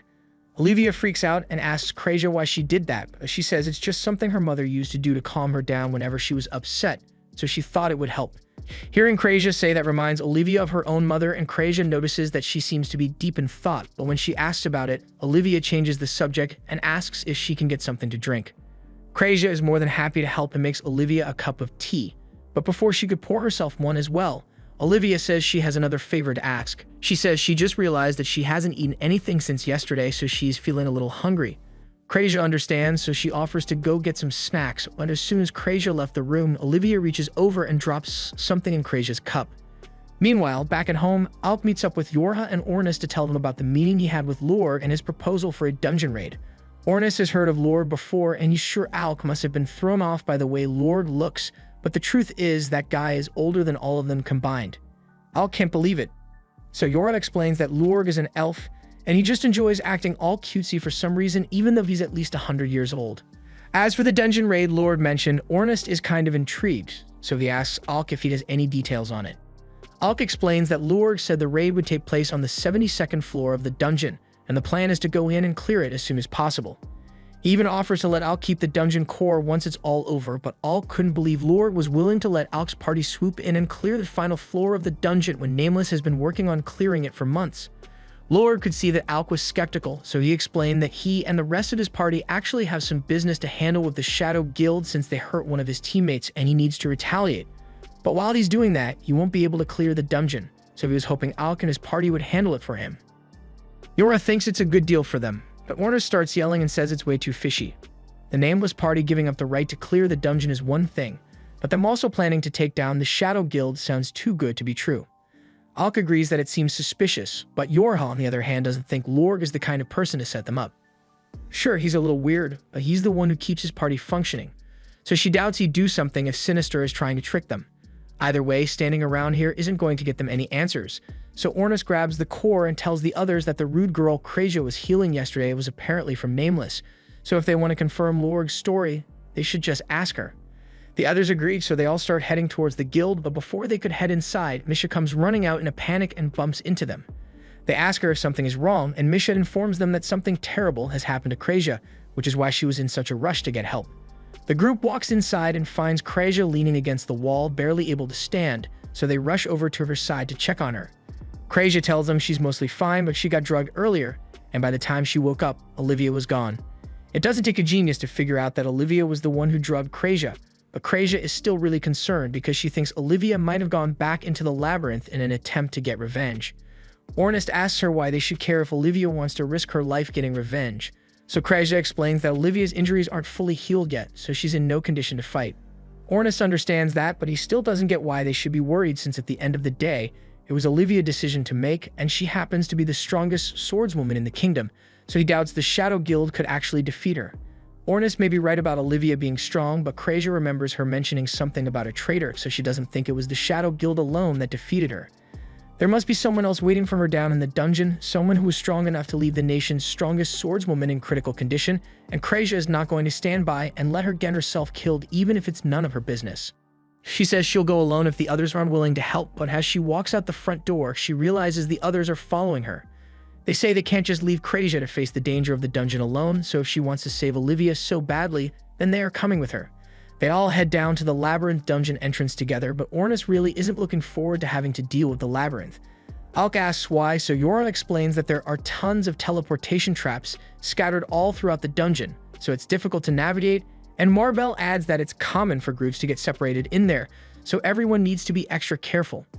That was a useful warning, but the group has no idea what Marbell is doing here in the first place. She tells them she heard that Olivia ran away from the guild and was heading back into the dungeon, so she came here hoping to catch Olivia before she got inside, but she was too late, which is why she wants to tag along with their party. She explains that Lured also asked her to join the raid as a replacement for Olivia's skill set since she is also an S-rank swordswoman. But the main reason she agreed to come is because she wanted to see more of Alk's amazing magic up close and personal, but Yorha is having none of that, so she pushes Marmel away and tells her that unlike Nameless, they'd already have a team dynamic set up and they wouldn't want to ruin that. Alk asks Ornus what Yorha is talking about, so he explains that while Nameless may be a party, the team members act more like forced solo adventurers.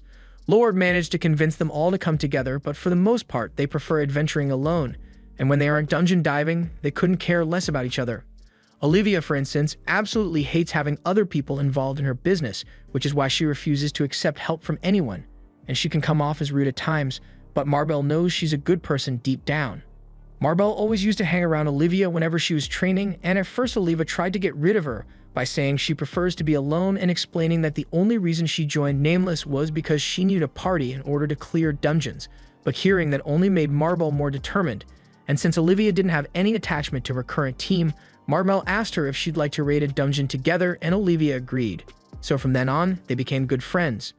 Marbell won't force them to take her along if it'll be an inconvenience, but she is really worried about Olivia, so she asks them to do everything they can to save her.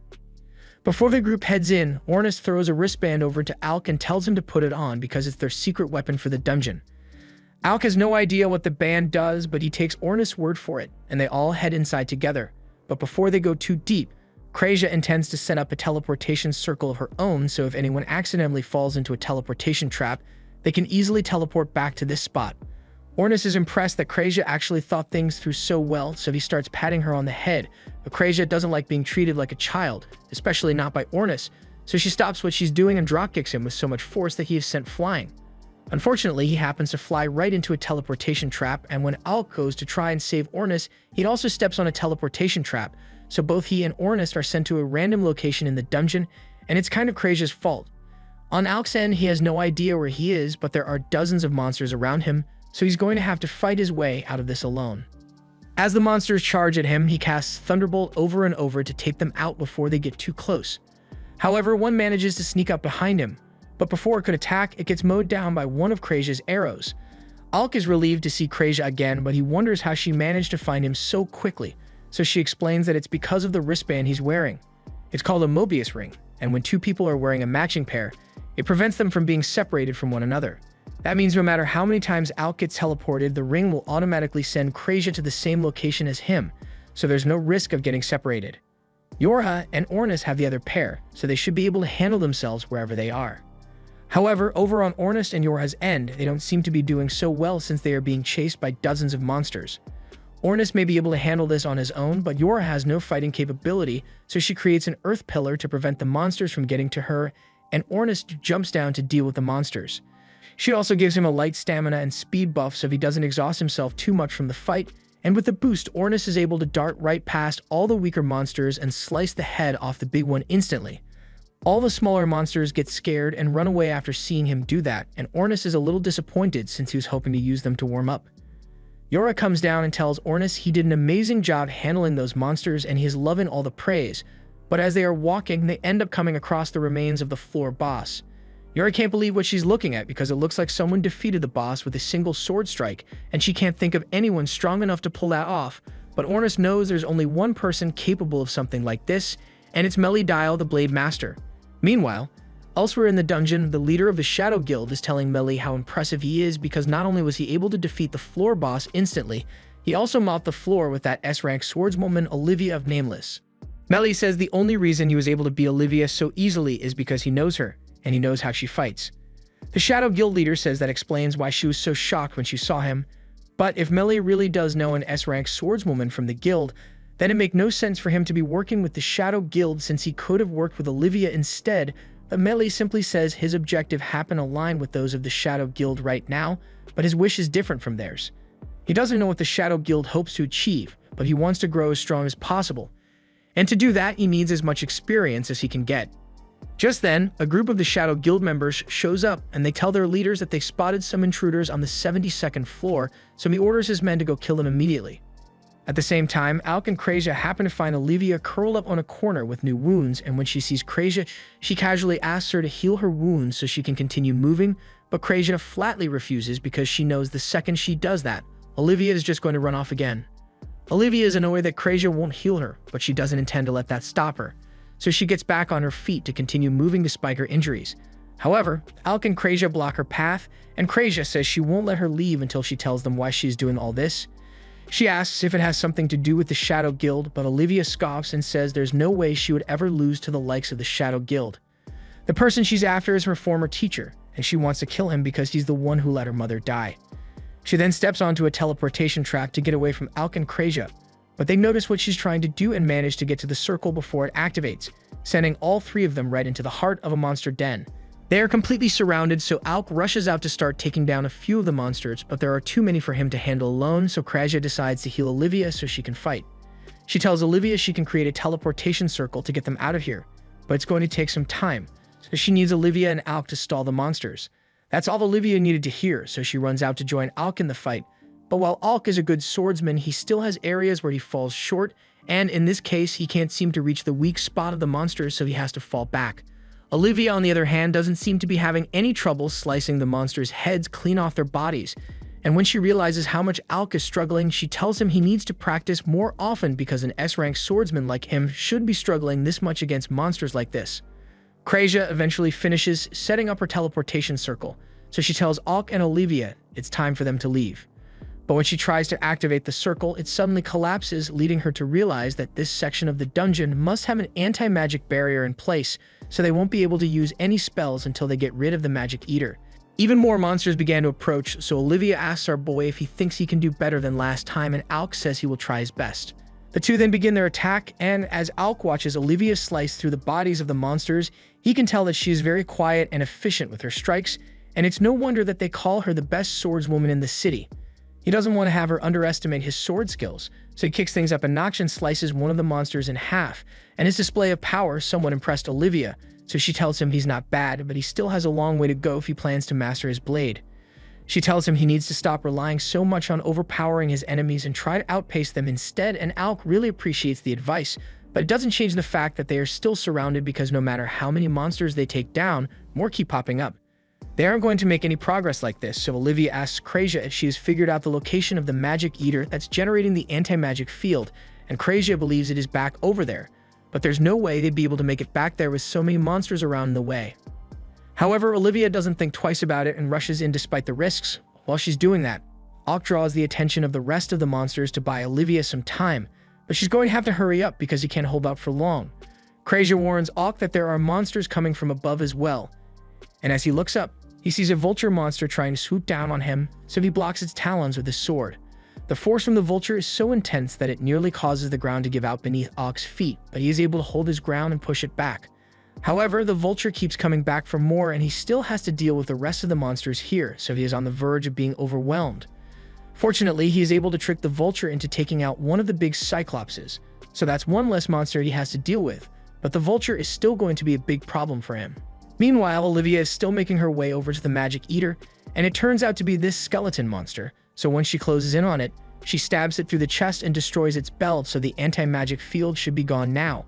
Olivia yells over to Krejia to tell her to start creating another teleportation circle, and in the meantime, since Alk can use his magic now, he casts a 5-fold Thunderbolt spell to incinerate the monsters all at once. They'd all then rush over to Krejia's side before more monsters appear, and they are all teleported out of the monster nest.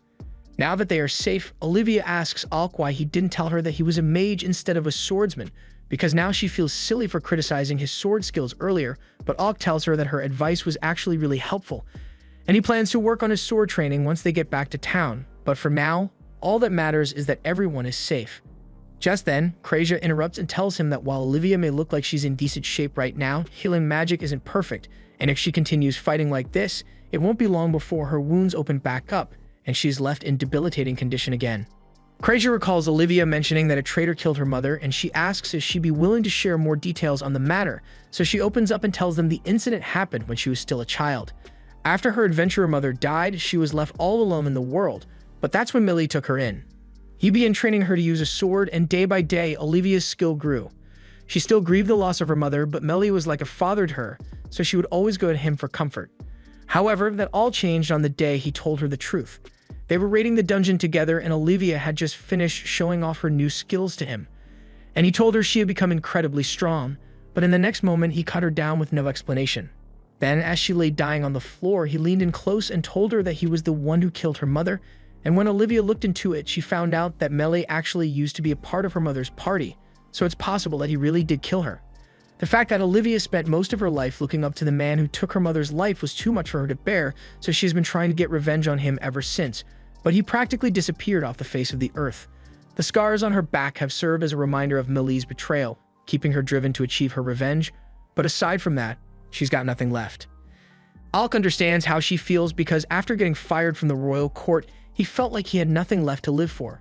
But his friends showed him that wasn't true, and he's sure it's the same for Olivia.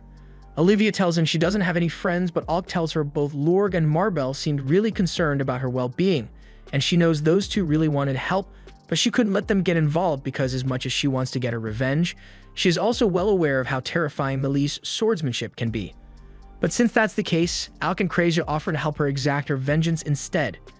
Elsewhere in the dungeon, Ornus and Yorha are still making their way through the winding halls, but they have no idea where they are because Ornus kept falling into teleportation traps over and over.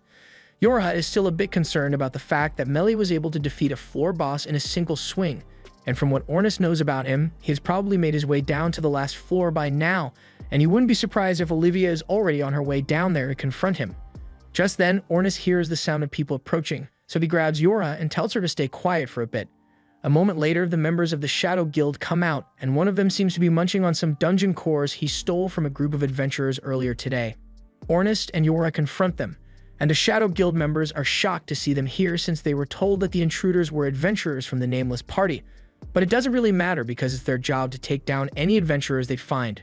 However, as soon as they attack, Ornus knocks all of them out, and Yora uses her binding spell to tie them up with chains. This was about as much as Ornus expected from the members of the Shadow Guild since he knew they weren't all that strong, and he has no idea why they were eating all those dungeon cores since it doesn't seem to have made them any stronger. He asks the leader of the group if the Shadow Guild is here for the dungeon core of the last floor, but he completely refuses to answer any questions. However, after Yora threatens to strangle him with her chains, he suddenly becomes a lot more cooperative. He admits that his boss told him to come steal the dungeon core, and after that, Yora asks him what his relationship is with Melly, and the guy has a lot to say. He still can't get over how amazingly strong Melly is because he was able to take down that swordswoman from Nameless as well as the floor boss all by himself. Ornus realizes these guys aren't the ones in charge, so talking to them any longer would be a waste of their time. He tells Yora they should probably be reunited with Alk and the others as soon as possible, and after that, they can make sure these guys get locked up in jail for what they've done. However, the leader tells Ornus he made a mistake when he underestimated the power of the dungeon cores he has been eating. Consuming all those cores allowed him to absorb a lot of energy, and in an instant, he's able to destroy the floor beneath him and break free of his chains. He then jumps across the pieces of fallen rubble and grabs the now unconscious Yorha before running away, and he tells Ornus he can come get her down at the bottom of the dungeon. Meanwhile, Alk, Krasia, and Olivia all return to the agreed-upon meeting place expecting to find Ornus and Yora waiting for them. But they aren't here, and Krasia is starting to get worried. They'd all decided that if they got separated, they would meet back up here no matter what, so if those two aren't here yet, then something must have happened to them. After investigating a little, the group finds a giant hole in the ground, and they are sure this wasn't here when they first came in, so this must have been created newly. But that doesn't make any sense to Alk because the floor and walls of the dungeon are supposed to be magically reinforced, so breaking through them like this should be impossible.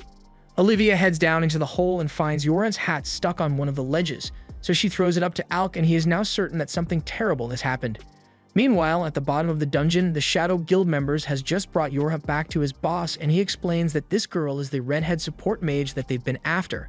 When Yora regains consciousness, she asks the Shadow Guild boss what's going on here because she doesn't understand why they haven't killed her already.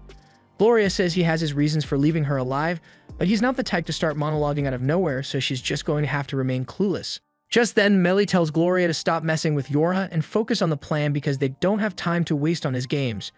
Gloria tells him it was all just a joke and that he actually takes his work very seriously. But a second later, Melia warns him that someone is coming, and before they can even react, Ornus comes flying down and stabs the Shadow Guild member in the back. He then turns his attention to Gloria, but Gloria is able to react and creates a red sword to counter Ornus. As for the other Shadow Guild member, he's still alive thanks to the energy of the dungeon core he was munching on before Ornus stabbed him in the back, and wonders how Ornus was able to find him so quickly. Just then, he notices the Morbius bracelet on Ornus' wrist, and he knows all about how those things work. So he takes the one on Yora's wrist off, knocks her out, and then runs off with Melia for the next stage of the plan. As for Gloria, his job is to stay behind and keep Ornus busy while the other two get away, and he is confident that Ornus doesn't have what it takes to beat him. However, moments later, Ornus shatters his sword and stabs him through the chest, causing him to spray blood all over the place. But just when Ornus thought it was finally over, Gloria gets back on his feet despite the gaping hole in his abdomen. He then uses blood magic to heal his wound entirely, and he says he will be going all out from now on. Ornus is surprised that Gloria was able to heal himself completely in such a short time, but he isn't fazed by it because he thinks he just needs to keep attacking him until he stops regenerating. However, as Ornus stabs Gloria through the chest, he bursts out in laughter because Ornus just made the worst move possible. He grabs the spear and pulls it out of his chest, explaining that his heretic blood magic not only allows him to regenerate his body with his own blood, but it also makes him stronger the more damage he takes. Gloria then slashes at Ornus, and Ornus can tell that he really is a lot stronger than he was a moment ago. To make matters worse, Gloria is able to create any weapon he wants out of blood, so while Ornus is dazed, he spawns a whip and grabs him by the leg before flinging him into the air and slamming his body to the ground. This leaves Ornus incapacitated, and Gloria begins laughing maniacally because it has been a long time since he got to beat up someone as strong as Ornus. It's been fun, but he says it's time for him to finish Ornus off. However, Ornus refuses to go down so easily, so he gets up and summons his spear to his side. However, instead of catching it, he lets the spear fly past him, straight at Gloria. Gloria manages to dodge since he had expected Ornus to try to pull something, but what he wasn't expecting was that Ornus would close the distance and start throwing hands instead of using his spear. A few years ago, back when Ornest and Alk were in school together, they were set to have a duel one day, and during their battle, Ornest accidentally let go of his spear, launching it into a wall, but he didn't let that stop him and charged at Alk with his fist. However, the fight ended up getting stopped by the headmistress, since she was pissed about them ruining the wall, so Ornest and Alk were forced to spend the rest of the day fixing it together. Once they were done, Alk complimented Ornest on his genius strategy earlier today because he really wasn't expecting him to let go of his weapon like that. Techniques like magic swords are constantly draining mana, so creating a distraction like that is incredibly effective. It was totally an accident on Ornest's end, but he didn't want to admit it, so he just pretended he did it on purpose back then. But right now, he really is doing it on purpose. He can't use offensive spells like Alk, support magic like Yorha, or healing spells like Krejia. But when it comes to close quarters combat, there's almost no one who does it better than him. And even if Gloria gets stronger the more he bleeds, then he will just have to keep outdoing him until he runs out of magic to regenerate with. However, as Gloria is lying on the floor, he starts laughing again because he can't believe Ornest is naive enough to believe that he can overcome magic with physical strength. And to prove his superiority, he plans to show Ornest the true extent of magic by summoning a being known as Ansuz. Meanwhile, back at the guild, Leviel is having a meeting with Leorg to discuss a few things, but Leorg is too busy scarfing down all the suites available to pay attention. Leviel asks him if it's true that he chose Alk to become his raid partner, and Leorg confirms it. He also adds that there shouldn't be any guild regulation issues with that since Alk's party was recently promoted to S rank. He had heard the rumors of the five-colored magician coming to Faisal, and he really wanted to meet him in person since it's almost unheard of for a mage to be able to use all the different types of magic, though he can't guarantee that the rumors about Alk are true. Leviel agrees with Leorg on that since he's the kind of man who can't fully believe something until he has seen it with his own eyes, and he finds it hard to believe that Alk and his party really set the dungeon record all those years ago in Galdana, but he does know that Yorha and the others aren't the kind of people to lie about accomplishments, so the rumors are probably true. Just then, Marmel shows up looking for the guildmaster, and she has terrible news. She informs him that Olivia ran away and made her way into the dungeon in an attempt to get revenge, and Leviel is really concerned about that, but Marble tells him there's no need to worry because Alk and the others already went in after her. Leorg is relieved to hear that, but the guildmaster is still just as concerned as before because now he's got to worry about Alk and his party on top of Olivia. He had been planning to wait for the right moment to ambush the Shadow Guild so he could wipe them out once and for all, but that plan is ruined now. He finishes and heads out to get started on some damage control measures, but before that, he has a question for Marble. Based on what he has personally seen, it looks like Alk is only capable of using fire and lightning magic, but he wants to know what Marble's opinion on the matter is.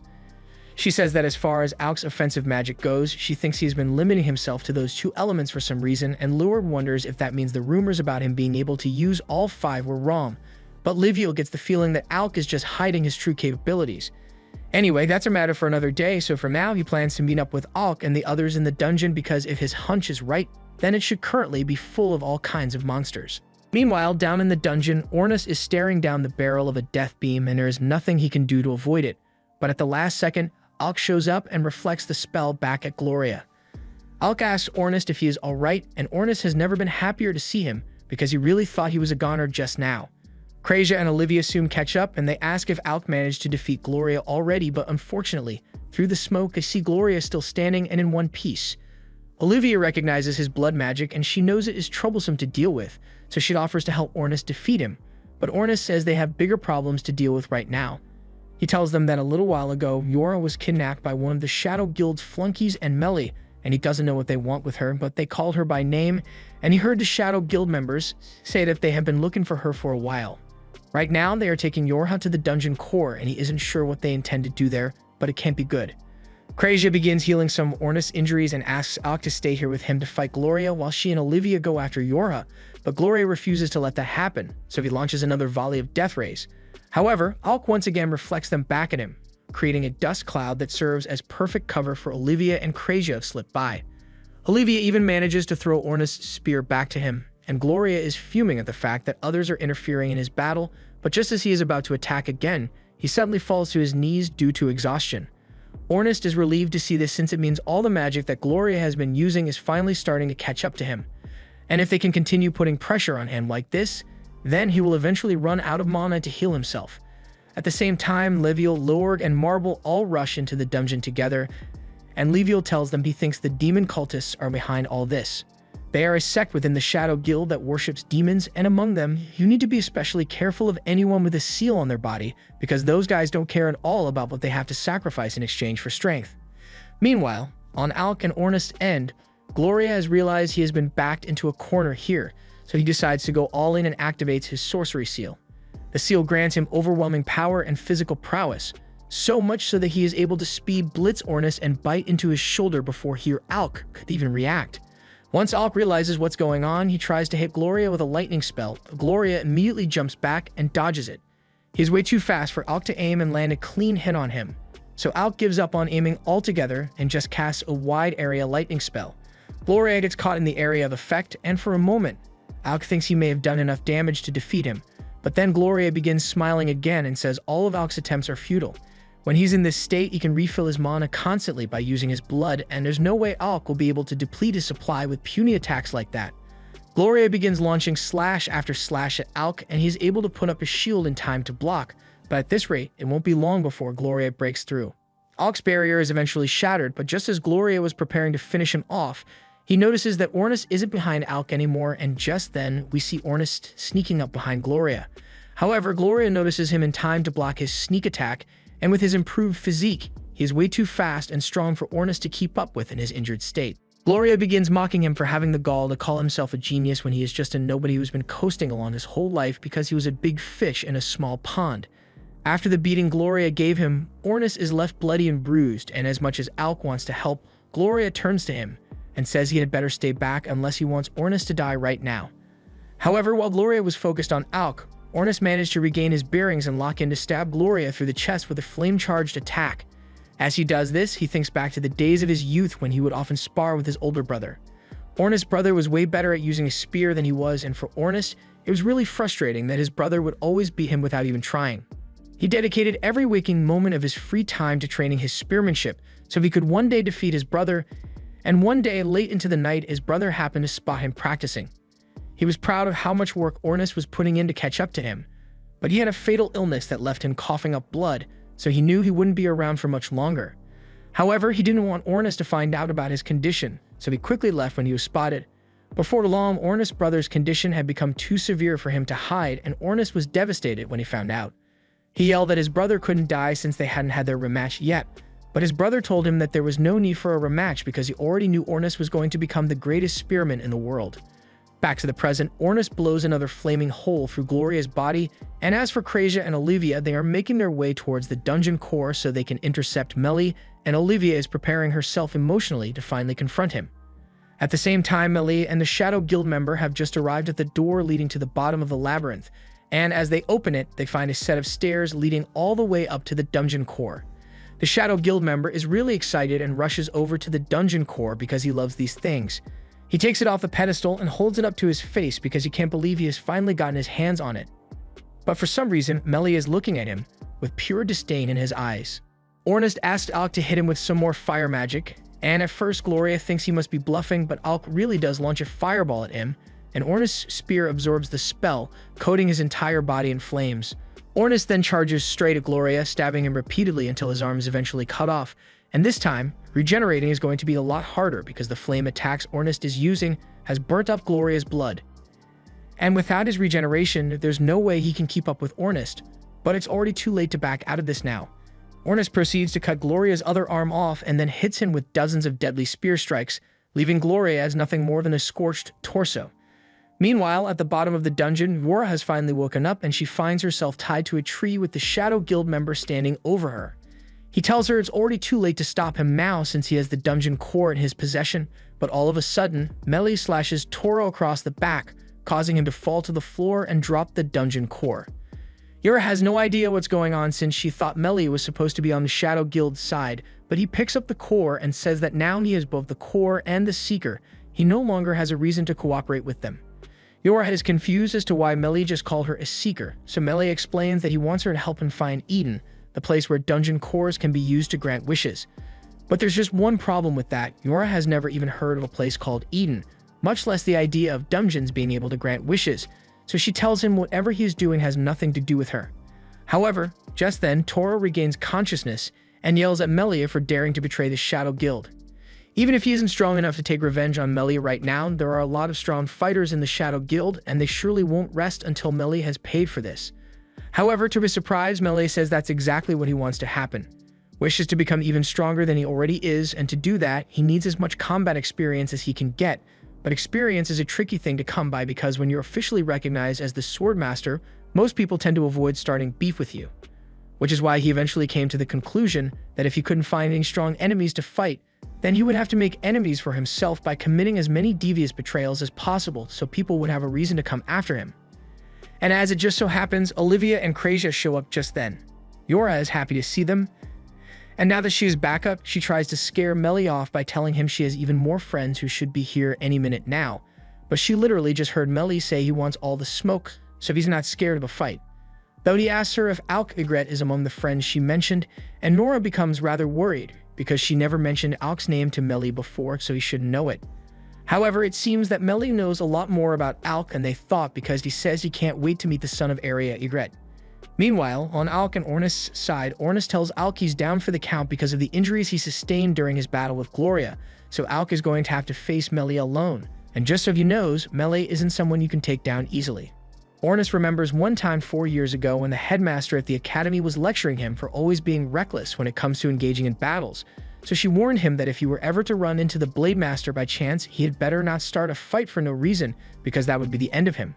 That said, there's no avoiding a fight with Melie in this situation, but Ornus warns Alk not to take any dumb risks, because making it out of this alive is the top priority. Alk swears that he will make sure Yorha, Olivia, and Krejcia all make it back with him, and to save time on finding them, he uses the bracelet linked to Krejcia to teleport over to her. Meanwhile, at the bottom of the dungeon, Melie is slowly walking down to Olivia while she runs up at him, and she swears that she will make Melie pay for killing her mother, but she is also smart enough to know she can't beat him in a one-on-one right now, so she runs past him and grabs Yorha before jumping to safety with her. And once they are both clear of the area, Krejcia fires a volley of arrows right at Melie. However, Melie is barely fazed by the attempted sneak attacks, so he simply pulls his cloak over his body to shield himself from the arrow rain, and then he turns to face the three who will be his opponents for today. Yorha doesn't want to take any chances, so she immediately casts Bind on him, trapping Melie in place, and Krejcia takes aim at him once more. She tells Melie that he messed up by letting them rescue Yorha so easily, because now their attack formation is unbeatable, and to finish him off, Yorha casts a 7-fold enchantment on Krejcia's bow so she can launch a max-power Phoenix arrow. However, even with the ball of fire headed his way, Melie can't help but smile since this is exactly the kind of challenge he hoped to face. He begins struggling against the chains until he eventually slices through one of them, and once he is free, he easily cuts through the Phoenix arrow in one swing. Yorha can't believe what she just witnessed because that was the strongest attack she had in her arsenal, and it was even boosted by Yorha's support magic, yet he was able to destroy it so easily. While the others are still in shock, Olivia has already sprung into action and is preparing to slash Melie from behind, but before her blade could make contact, Melie raises his sword and blocks the strike without even looking. He is disappointed that Olivia really thought such a basic tactic would work on him, because she should know by now that she can't beat him alone, but Olivia says she won't allow anyone else to claim Melie's head. As she charges at Melie, he comments that there must be a talented healer in Faisal if Olivia has recovered so much in such a short amount of time, and he assumes it must the Krejcia's doing. He tells Olivia that she has found herself some good friends because their attack earlier was decent and showed a promising future, but at the end of the day to him, they are still nothing more than kids playing pretend. He is disappointed that Olivia is still so weak despite everything she learned from him, and he tells her that friends alone will never make up for such weakness. Hearing those words from Melie's mouth causes Olivia to have a flashback to her childhood where Melie found her crying by herself in her room. He asked her what was wrong, and she explained that she got into a fight with a bunch of the kids because they were making fun of her mom. They said she had to have been a weak adventurer to die in a dungeon like that, and they wouldn't play with Olivia because she was adopted, and Melie didn't blame her for fighting because you can't let something like that go. However, he told her that she doesn't need to be upset that they won't play with her because there is strength to be found in loneliness. He says it can act as motivation to grow stronger than anyone who would try to bully you, and there's no way of knowing if Melie said this to genuinely cheer her up or to manipulate her into becoming battle-hungry, but it worked because from that day onward, Olivia became incredibly serious about training so she could become as strong as possible. And that's part of the reason she is so determined to beat him with her own hands. She slashes at Melie, but he blocks it while barely unsheathing his sword and pushes her back. He then kicks her straight into a nearby rock, and Krejcia is getting really worried about her, but just as she's about to run over and help, Yora warns her that she needs to keep her distance from Melia at all costs, because neither of them is skilled enough at close combat to face him head-on. That said, even when Krejia fires an arrow at him, Melia is easily able to catch it because it was much weaker than the Phoenix arrow she used earlier, and now he is slowly walking towards them with murderous intent, so they don't know what to do. Olivia yells for Krejia and Yora on the run because they are doomed if Melia gets too close to them, but it's already too late because he is within striking distance now, and he already has his hand on his sword. However, just as Melia unleashed his sword strike, Olivia got up and ran in front of it because she couldn't bear the thought of losing any more of her loved ones to Melia, so she stood there and took the brunt of the attack. This allowed her to protect Yora and Krejia, but it also resulted in severe damage to her body, so she collapsed to the ground shortly after. Krejia rushes to her side and immediately begins trying to heal her, and Melia is just standing there waiting because he knows there's nothing they can throw at him that would be an actual challenge. But just then, Alk comes falling out of the sky, and this is exactly what Melia has been waiting for, so he gleefully locks swords with Alk and knocks him back. Yora is worried about Alk's safety, so she offers to help him fight, but he tells her he's fine on his own, so she and Krejia should focus on taking care of Olivia for the time being. He then charges at Melia, and Melia readies his sword for the clash, perfectly parrying each and every one of Alk's attacks. Alk demands to know why Melia would treat Olivia so terribly when she trusted him so much, but he says she wouldn't have been hurt at his hands so many times if she were strong enough to defend herself, so it's her own fault. Hearing this enrages Alk, so he charges at Melia once more, but this time, Melia dodges before Alk's strike lands and tells him he needs to start taking this more seriously. He already knows that Alk is supposed to be an amazing magician, so he tells him that if he really thinks he will be able to win this fight without using magic, then he is sorely mistaken. Alk realizes that Melia is right, so he decides to bust out his Thunder Dragon spell and sends it at Melia with full force. Melia just stands there and eagerly awaits the attack, and as his sword strikes it, it gives him a lot of trouble, but he is eventually able to gain some ground on the spell and push it back, something that Yora didn't even know was possible. Ellie then proceeds to slice through the spell completely, and he is quite pleased with how it turned out, since this is the first real challenge he has received in a while. It even made him bleed a little, so he tells Alk he is the perfect example of what an adventurer should be. That said, he doesn't think Alk is a good magician because that lightning spell, while powerful, had no killing intent behind it. He starts wondering if he should target Yora to motivate Alk to try a little harder, but Alk can tell what he's thinking, so he tells Melia to leave the others out of this. If he really wants to see murderous intent, then that's what he's going to get. Alk thinks back to the promise he made with Ornus not to do anything risky, but it looks like he's going to have to break that promise because he can't think of any other way to get out of this. He begins channeling all of his mana outward, and as soon as Yora realizes what he's planning to do, she says they need to stop him. But it's already too late because the spell is in motion. Normally, it's impossible to replenish your mana externally, but Alk came up with an original spell called Limit Break that allows him to expel all the mana in his body and draw more in from his environment. And while the toll on his body is tremendous, there is no limit to the magic he can use in this state, so it is his trump card. In this world, there are thousands of different kinds of mana, and absorbing different mana into your body is the same as poisoning yourself, so it is generally agreed that it's impossible to absorb mana externally, so mages must generate it from within. However, Alk is an exception to that rule. 4 years ago, while the team was still making preparations for their battle against the Hydra, they were in the library looking for any useful information they could find on the monster. However, to their dismay, they found out that the Hydra has 5 heads, each with a different element, and the only way to defeat it is to strike all the heads with the 5 different elements at once. And that's a huge problem because there are only 4 of them. And Ornus can't use any magic at all. Alk is already capable of using fire and lightning, so they wouldn't need to worry about that, but the rest of the elements would be hard to pull off. Even though she doesn't use it often, Krejia technically has an affinity for air, so she could attack with it given enough time to practice, and Yora happens to have an affinity for both earth and water elements. However, she's terrible at attack spells, so no amount of practice would make it work. She apologizes to the team for being so useless, but Alk doesn't seem bothered because he already came up with an idea to solve their problem. Since mana is everywhere, then if he wanted to use all the different elements at once, all he would need to do is find a way to pull the external mana in, giving him a nearly unlimited supply. The others agree that it sounds cool in theory, but they have never heard of a way to absorb external mana, and even if Alk did manage to pull it off, he would only end up hurting himself since external mana is pretty much poison. However, despite the risks, Alk still seemed determined to look into the topic more, so he grabs a few books and runs off to do some research by himself, and this is the result of that research. Yora explains that in this state, Alk is capable of using all the mana in the vicinity to cast any type of magic with no limits. He immediately casts a 5-layered elemental barrage at Melia, and at first, Melee is able to hold his ground against Alk's spells, but then he gets himself caught in a wind spell. And even though he's eventually able to slash his way out, he ends up with a wound on his chest, and this is the first time any of them have actually dealt damage to Melee, so Yora and Krejza are confident that Alk can take him down. Alk continues his relentless wind attacks, forcing Melee to go on the defensive, but he's actually enjoying himself quite a bit because Alk is the first person who has given him a real challenge in a long time. As Alk sends more wind spells his way, Melee draws his second sword and manages to dispel it with a series of successive strikes. He then charges straight towards Alk while cutting through spells with a look of pure joy on his face, until eventually, his second sword snaps from all the strain. He drops it and thanks Alk for this wonderful gift, because he is only able to get stronger when he faces an opponent that can genuinely put his life in danger. But you would expect nothing less from the apprentice of Eldaz.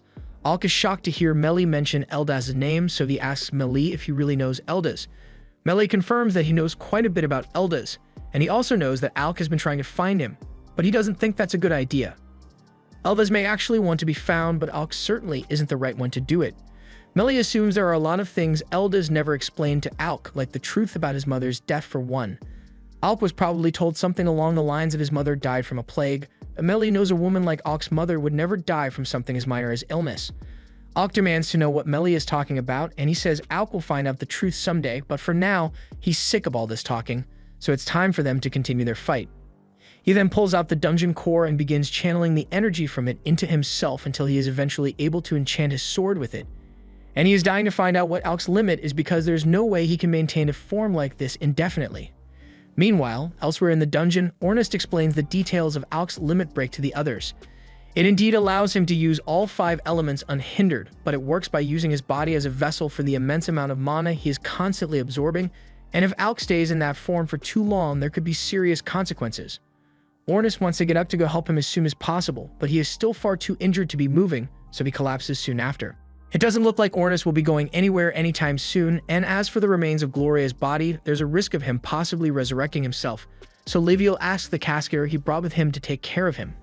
A bald man then steps up and places a coffin in front of Gloria's corpse before activating it and dragging Gloria into what can only be described as torturous limbo.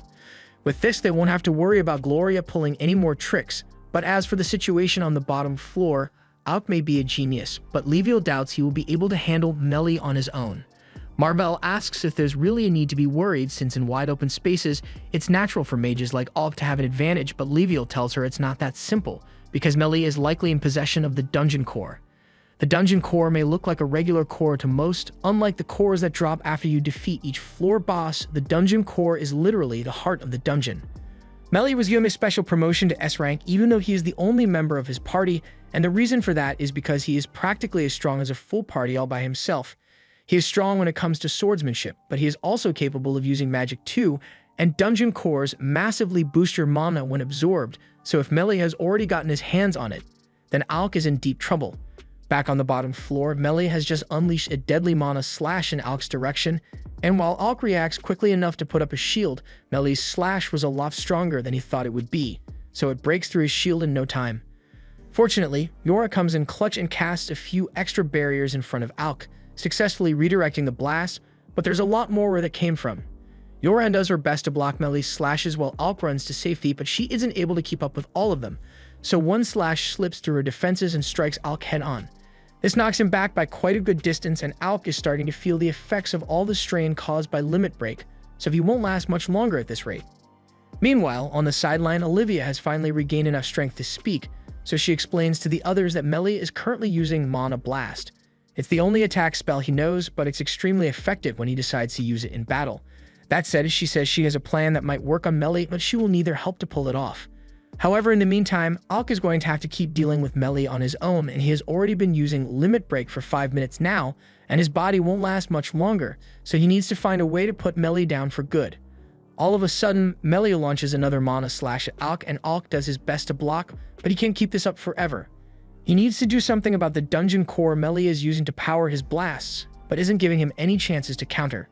Just then, Yora steps in and uses her remaining mana to stall Melee by casting several binding spells, and while Melee was able to break free fairly easily, the distraction bought Alk enough time to cast his offensive spells, so he goes back on the attack. Alk unleashes dozens of spells all at once, but Melee is easily able to slash through everything that comes his way. And even when Alk combines fire and lightning spells to create one massive attack, all it results in is a stalemate. At this rate, Alk will undoubtedly run out of energy first, so he's not sure what to do, but all of a sudden, Kraysia gets his attention and tells him she has a plan. She reminds him of the situation they had to deal with in the monster nest where they couldn't use any magic because of the anti-magic barrier, and she plans to recreate the conditions, so Alk pulls out his sword to prepare himself. Melly launches another mana blast at Alk, but this time before it could hit him, Kraysia creates an anti-magic barrier around the two of them, which dissipates Melly's strike. Now, only sword strikes will be effective, but while the barrier may have stopped Melly's ranged attacks, he thinks this was a stupid plan because magic was the only thing giving Alk the edge he needed to compete on equal footing with him. So if he's limited to only sword fighting now, then he stands no chance. Alk pulls a potion out of his jacket and drinks it to heal himself before pointing his sword back at Melly. He admits that he wouldn't stand a chance against Melly on his own, but he isn't alone here. And with the help of his friends, he is sure they can beat him. Alk runs in and clashes against Melly multiple times, but he ends up getting slashed across the chest, once more and being pushed back. Melly isn't impressed with Alk's performance at all, and judging by how exhausted he looks, Melly assumes he would only be able to use Limit Break for another minute at most, so his chances of victory are incredibly low. Alk knows he doesn't have many options here, but then he recalls the sword lesson Olivia gave him while they were fighting their way out of the monster nest. She told him that he needed to treat his sword as though it were part of his body if he wants to make his strikes more efficient and precise, so he decides to put her words into practice and charges back in to face Melly. Melly parries all of Alk's initial attacks, but when he moves to strike back, Alk ducks underneath his blade and proceeds to counter with a slash straight at Melly's head. The slash leaves a cut on Melly's face, but he actually seems to be enjoying it. He tells Alk that he has far exceeded his expectations because not only has he proven himself to be a master magician, but he has also become quite the entertaining swordsman. He lunges forward to attack again because he can't wait to see what Alk does next, but all of a sudden, Olivia cuts in and slashes him across the chest. Melly stumbles back in shock because he can't believe Olivia actually managed to catch him off guard like this. She demands to know why Melly did all this because it makes no sense for him to have taken her in and raised her with such care if his goal was to make her hate him in the end. However, he tells her that if she wants answers, then she's going to have to defeat him first. Both Alk and Olivia attack Melly simultaneously, but even with their combined efforts, their swordsmanship is still no match for Melly's, and before long, Alk's body begins to give out from all the strain Limit Break caused. Melly says this is game over and raises his sword to finish Alk off, but all of a sudden, the anti-magic barrier shatters. The moment Melly realizes he can use magic again, he attempts to hit Alk with a mana blast, but Yora quickly stops his sword by creating a barrier in front of it, and Alk takes advantage of the opportunity to hit him with a lightning blast. Melly tanks the lightning and is about to retaliate, but just as he was about to strike, Olivia jumps in front of him and blocks his sword to buy Alk enough time for another lightning blast. Melly still managed to survive the lightning strike, but while he was fixated on taking Alk out to stop him from casting any more spells, Kraysia finds an opening and snipes him from across the map.